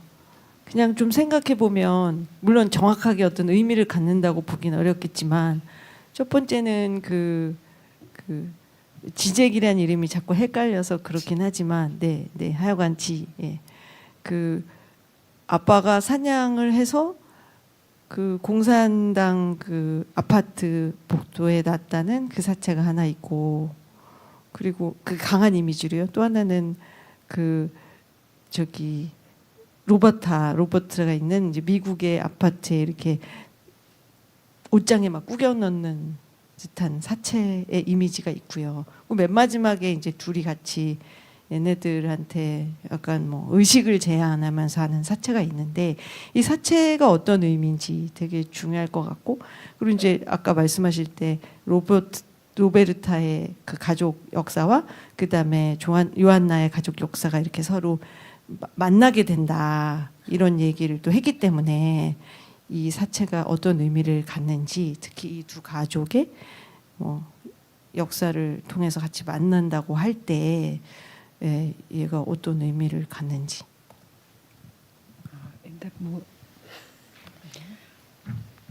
Są dwa ciała zwierzęskie. Jedno jest tam w tym komunistycznym mieszkaniu i drugie jest tam mieszkania tego synagoga tego pradziadka albo dziadka Roberta. I te dwa ciała niby też łączą historię dwóch rodzin. Jakie ma znaczenie te ciała zwierzęce? So the question is about the body, the magic body of the animal that reappears in completely disconnected scenes. Yeah, in Bidgosh, in the communist apartment, and in the synagogue, where Zelig is actually trying to hide it. In fact, it is pretty much like I mean the dead body was it was like a line, like a thread that, you know, was connecting it all. Of course, unreal and very real at the same time, bleeding and not symbolic because we didn't use any type of symbolic language, but a body that is somehow always present, always bleeding, always suffering. From the beginning to the end, there's this omnipresent body that is signifying the overwhelming and always present suffering that we actually wanted to talk about, and the nature of suffering that is always the same and always, in a sense, unbelievable and so hard to actually grasp in a different way than just becoming this body, which was the first impulse. And the energy that actually is in the film is the energy of becoming, of incarnating, of not just sharing the fate, but completely penetrating the suffering. Yeah? Something like that. 네, 지금 이 영화에서는 두 개의 전혀 다른 장면에서 두 개의 전혀 다른 동물의 사체가 등장하게 되는데, 첫 번째는 말씀하신 것처럼 비드고시치에 있는 공산주의 아파트에서 등장하고 시나고그에서 그렇게 등장을 하게 되는데요. 그 두 개의 전혀 다른 장면에서 그것들은 실제적이고 비실제적인 어떤 라인으로 얘네들이 피를 흘리고 있다는 것은 정말로 피를 흘리고 있는 것이고, 그것은 전혀 제가 영화에서 어떤 상징적인 의미로 쓰려고 만든 그런 씬이 아니었고요. 그 피를 흘리는 것과 그 다음에 실제로 있었던 그 총알은 정말 실존하는 그런 총알이고, 어떤 고통이라는 것의 근원은, 그러니까 고통이라는 것의 원래 그것은 언제나 고통스럽고 언제나 피를 흘리는 것이고, 그러니까 그 정말 고통스러운 것이 얼마나 언제나 항상 같은 것이고, 항상 어떻게 일어나도 믿을 수가 없는 것이고, 얼마나 언제도 이해할 수 없는 것인가라는 문제를 저는 얘기하고 싶었고요. 그래서 이 영화는 어쩌면 그 몸 자체가 되는 것, 그러니까 그 몸이 되는 어떤 에너지, 아니면 그렇게 새로 다른 것으로 태어나는 어떤 에너지, 그런 것에서 그런 운명을 가지고 있다고 말할 수 있겠습니다.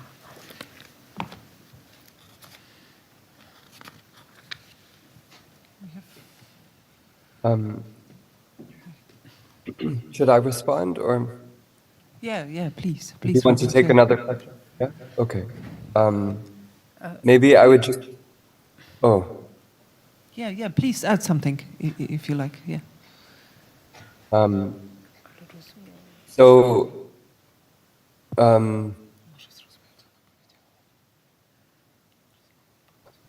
maybe I would speak to some of the. It might be distracting, but I am kind of interested in speaking to a certain kind of element in terms of the artistic generation of this figure of the deer. One of the things that that I learned from Joanna's work is that one is that artistic work or artistic interventions arise through visions, through seeing things, hearing things, feeling things, and they emerge from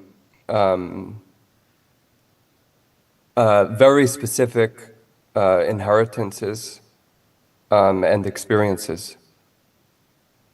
And yet, when they're given up, while they retain and they emanate a certain kind of energy from those inheritances and from those experiences, that they can become something that's completely separate from their roots, from their origins, and that they offer something to a public or to a circumstance that's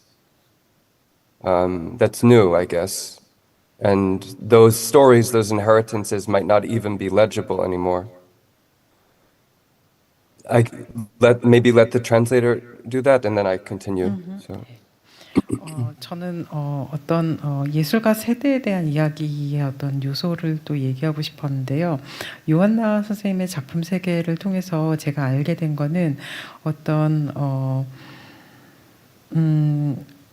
예술 작품이라든지 예술 작품을 통한 어떤 관여 간섭 같은 것이 실제로 어떤 비전이라든지 아니면 들어서 아니면 어떤 것을 봄으로 인해서 거기서부터 그런 예술 작품이 나오는 것인데 그것은 또한 굉장히 본인의 특수한 어떤 어디선가 이어받은 그런 유산으로 받은 것 같은 그런 것이라든지 아니면 자기가 특별하게 경험한 것에서 나오는 것인데 그렇게 받은 그것이 스스로 에너지를 발산하면서 근원으로부터는 다른 것이 되어 전혀 다른 것이 되어서 예술을 소비하는 관객들에게 제공된다라는 점을 저는 말씀드리고 싶습니다. So this deer, which Joanna described with great eloquence, the role that it plays in the film, the roots of the deer come from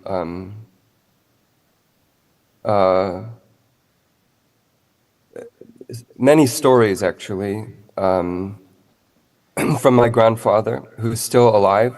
He's very old now, and he's very happy that some of his stories are in Seoul right now.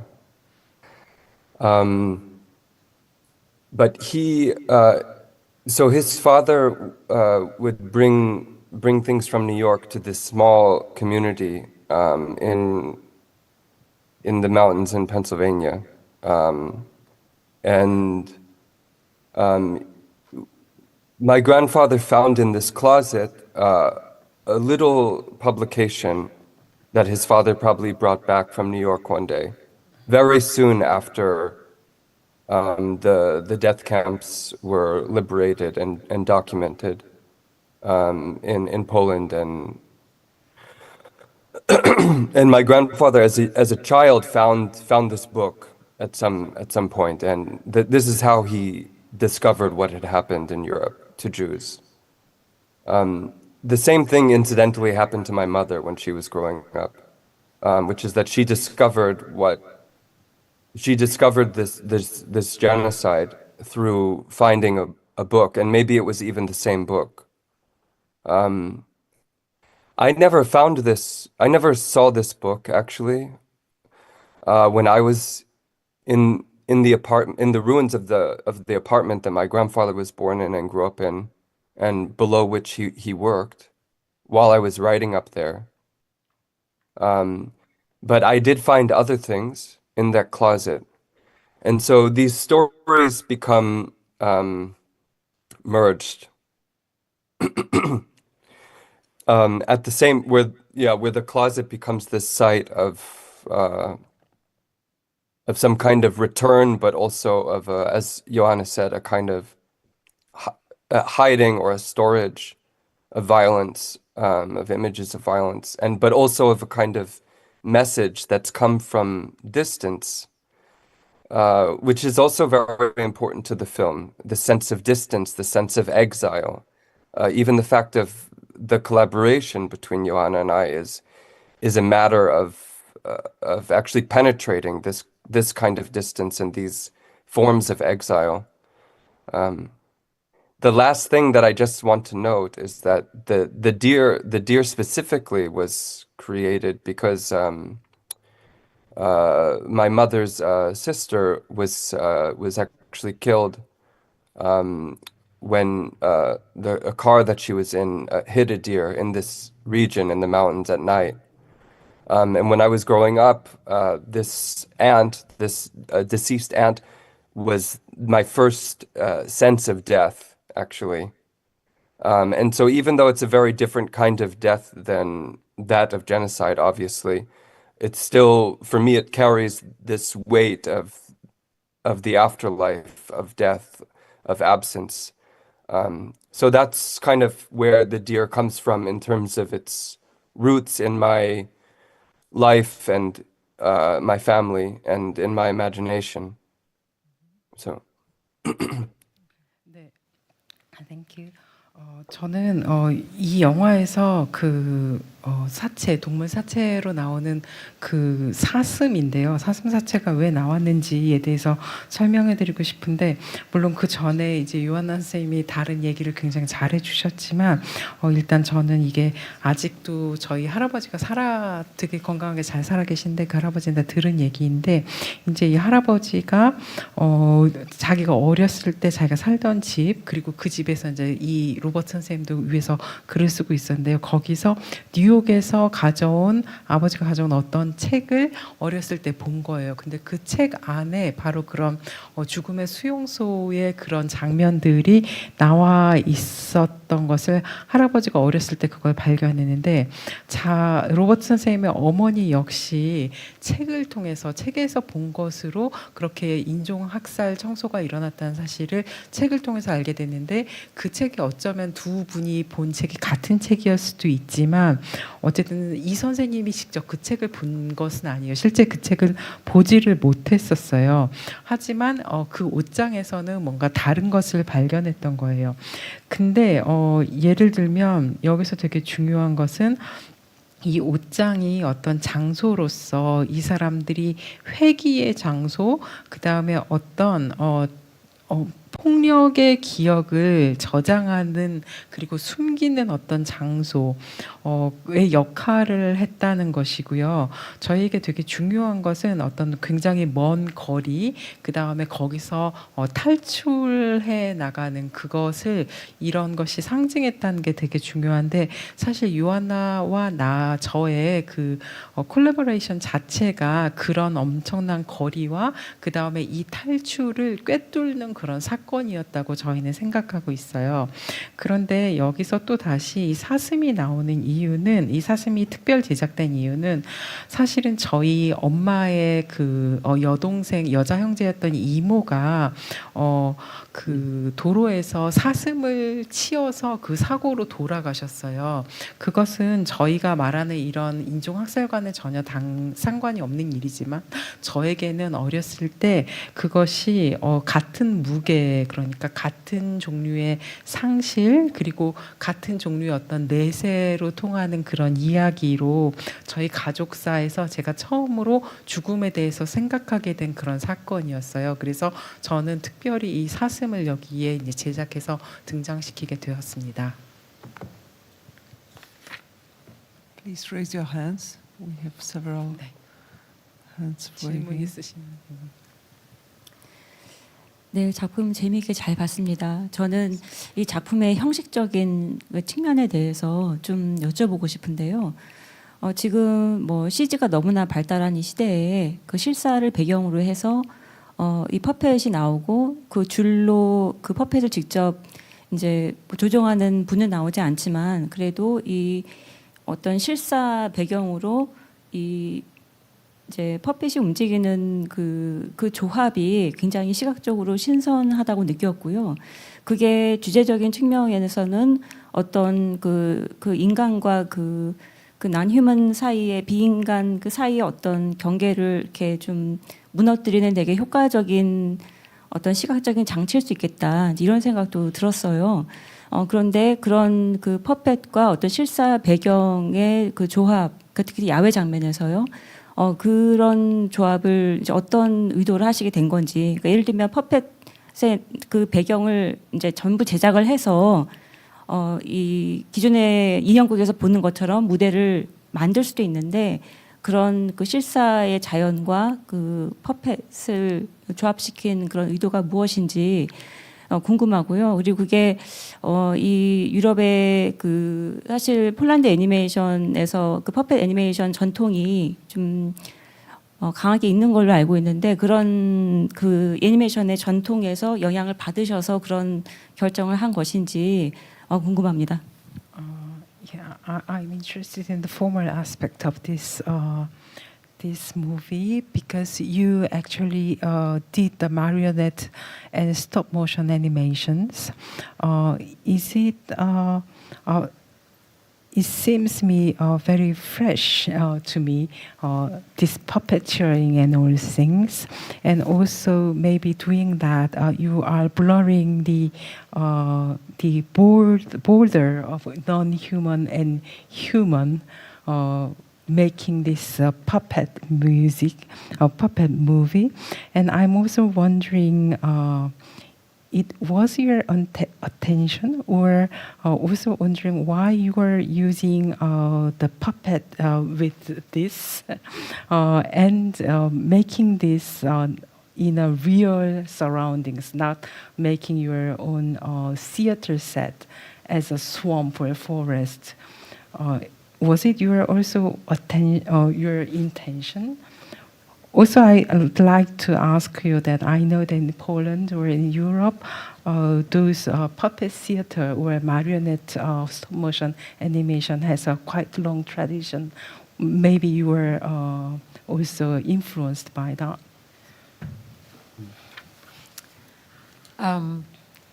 This is.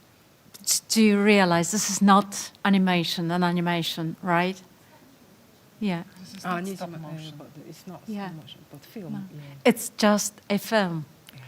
We used a classic way of filming, just with the special macro lens of different types, used normally for filming food. In commercials, so like I asked the DOP, the director of photography, Leszek, to be as close to the kind of materiality of the faces of the bodies, to for the audience to feel the material, the shaking, the way it's made, in a sense that it's a body of someone who's watching it very close to the body of the protagonist, to kind of be able to almost drown in it. And yes, I mean the idea was to actually, in a sense, represent what we couldn't do by performance, because the performance was impossible. We couldn't do it.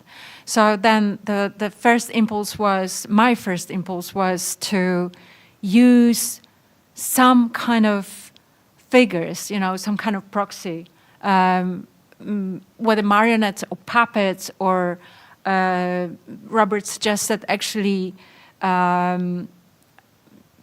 actors, but this was too difficult. And because I'm a painter, I'm a sculptor, so it was easier for me to actually try to portray these people using papier-mâché and creating marionettes.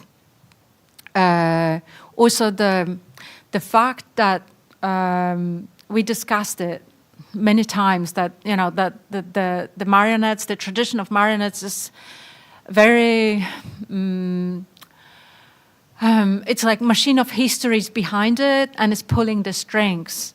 And this, in a literal way, is you can see in the film. You can see the strings. You can see the almost the invisible hand, and sometimes a visible hand of history, which appears of a Sarabat Moshe.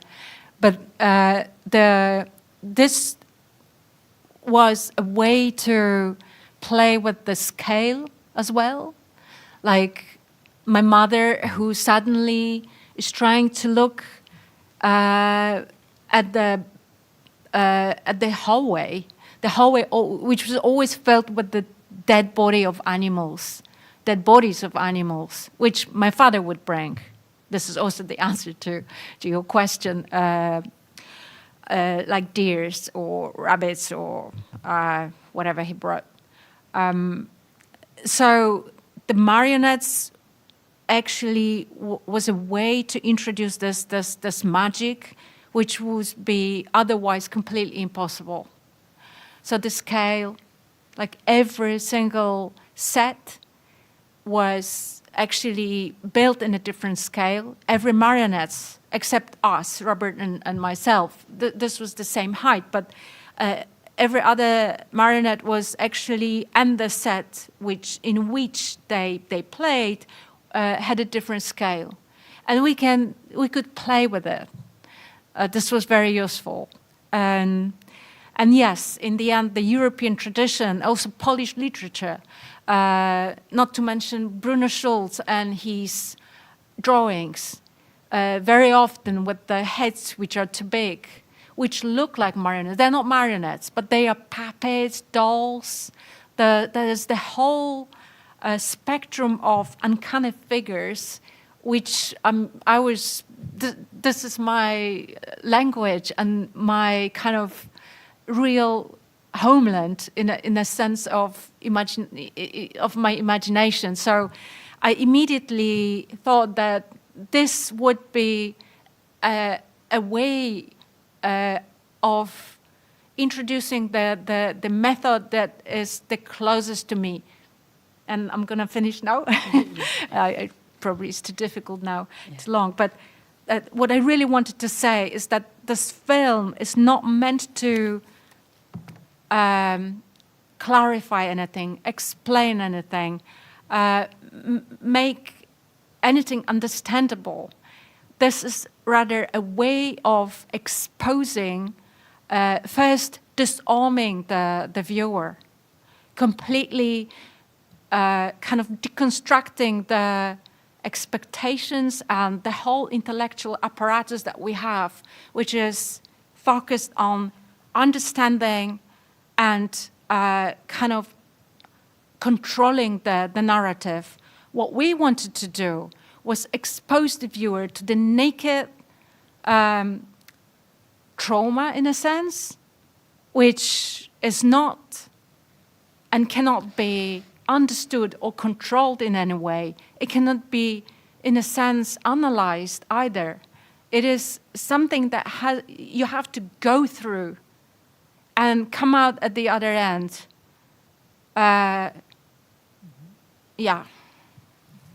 네, 이게 제가 아까 스톱 모션이라고 해서 죄송하고요. 스톱 모션이 아니고 영화로 만들어진 그런 건데, 이거를 만들면서 저희는 일단은 마크로 렌즈를 굉장히 많이 사용했고, 이 촬영 감독에게도 이것이 최대한 얘네가 가지고 있는 그 물성이 가장 많이 전달되는 방식으로 촬영해 달라고 부탁을 했고요.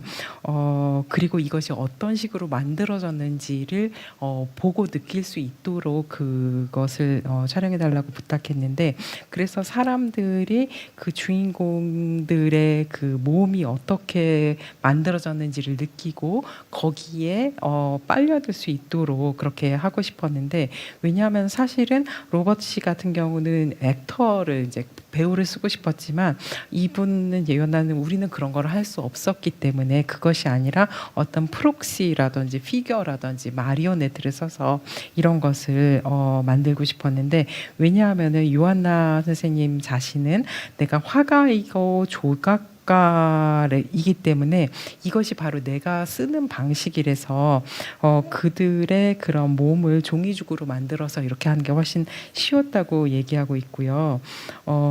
그리고 여러 그 봤을 때 움직일 때 인형들이 이렇게 끈으로 손으로 이렇게 하는데, 어쩔 때는 보통 보이지 않는 손이 조정하는 것처럼 돼 있지만 어쩔 때는 사실 그 손이 보이기도 하잖아요. 근데 그 손 자체가 우리가 어떤 역사의 기계, 그러니까 그 기계인 역사가 우리를 어디선가 보이게 아니면 보이지 않게 움직이게 하는 그런 요소들이고, 저희 같은 경우는 또 이 사라밭 마셰 같은 주인공이 나올 때도 여기 나오는 모든 인형들이 로버트와 라이카의 인형 말고는 다 스케일이 그냥 배경에 따라서 만들어졌다고 해요. 그 두 개의 인형만 같은 그런 스케일로 만들었고, 나머지는 다 배경에 따라서 만들어서 그 배경을 가지고 장난을 이제 놀이를 할 수 있도록 그렇게 만들어져 있었고, 예를 들면 그 언제나 동물의 사체가 쌓여 있던 그런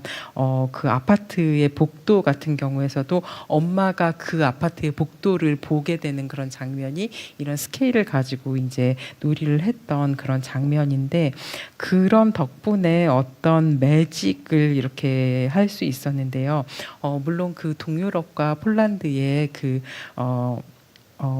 퍼펫의 그 전통에 대해서 말하신 것도 되게 유효한데 특히나 폴란드 문학에서 브루노 슐츠 같은 경우에 이 사람의 그런 드로잉이라든지 이런 걸 봤을 때 사실 이런 굉장히 언캐니한 모습의 사람들은 이 요하나 선생님에게는 바로 이것이 나의 언어이고 이것이 나의 상상력의 조국에서 나온 그런 이미지가 아닐까 이렇게 본인의 메소드에 가장 근접한 그런 것이고요.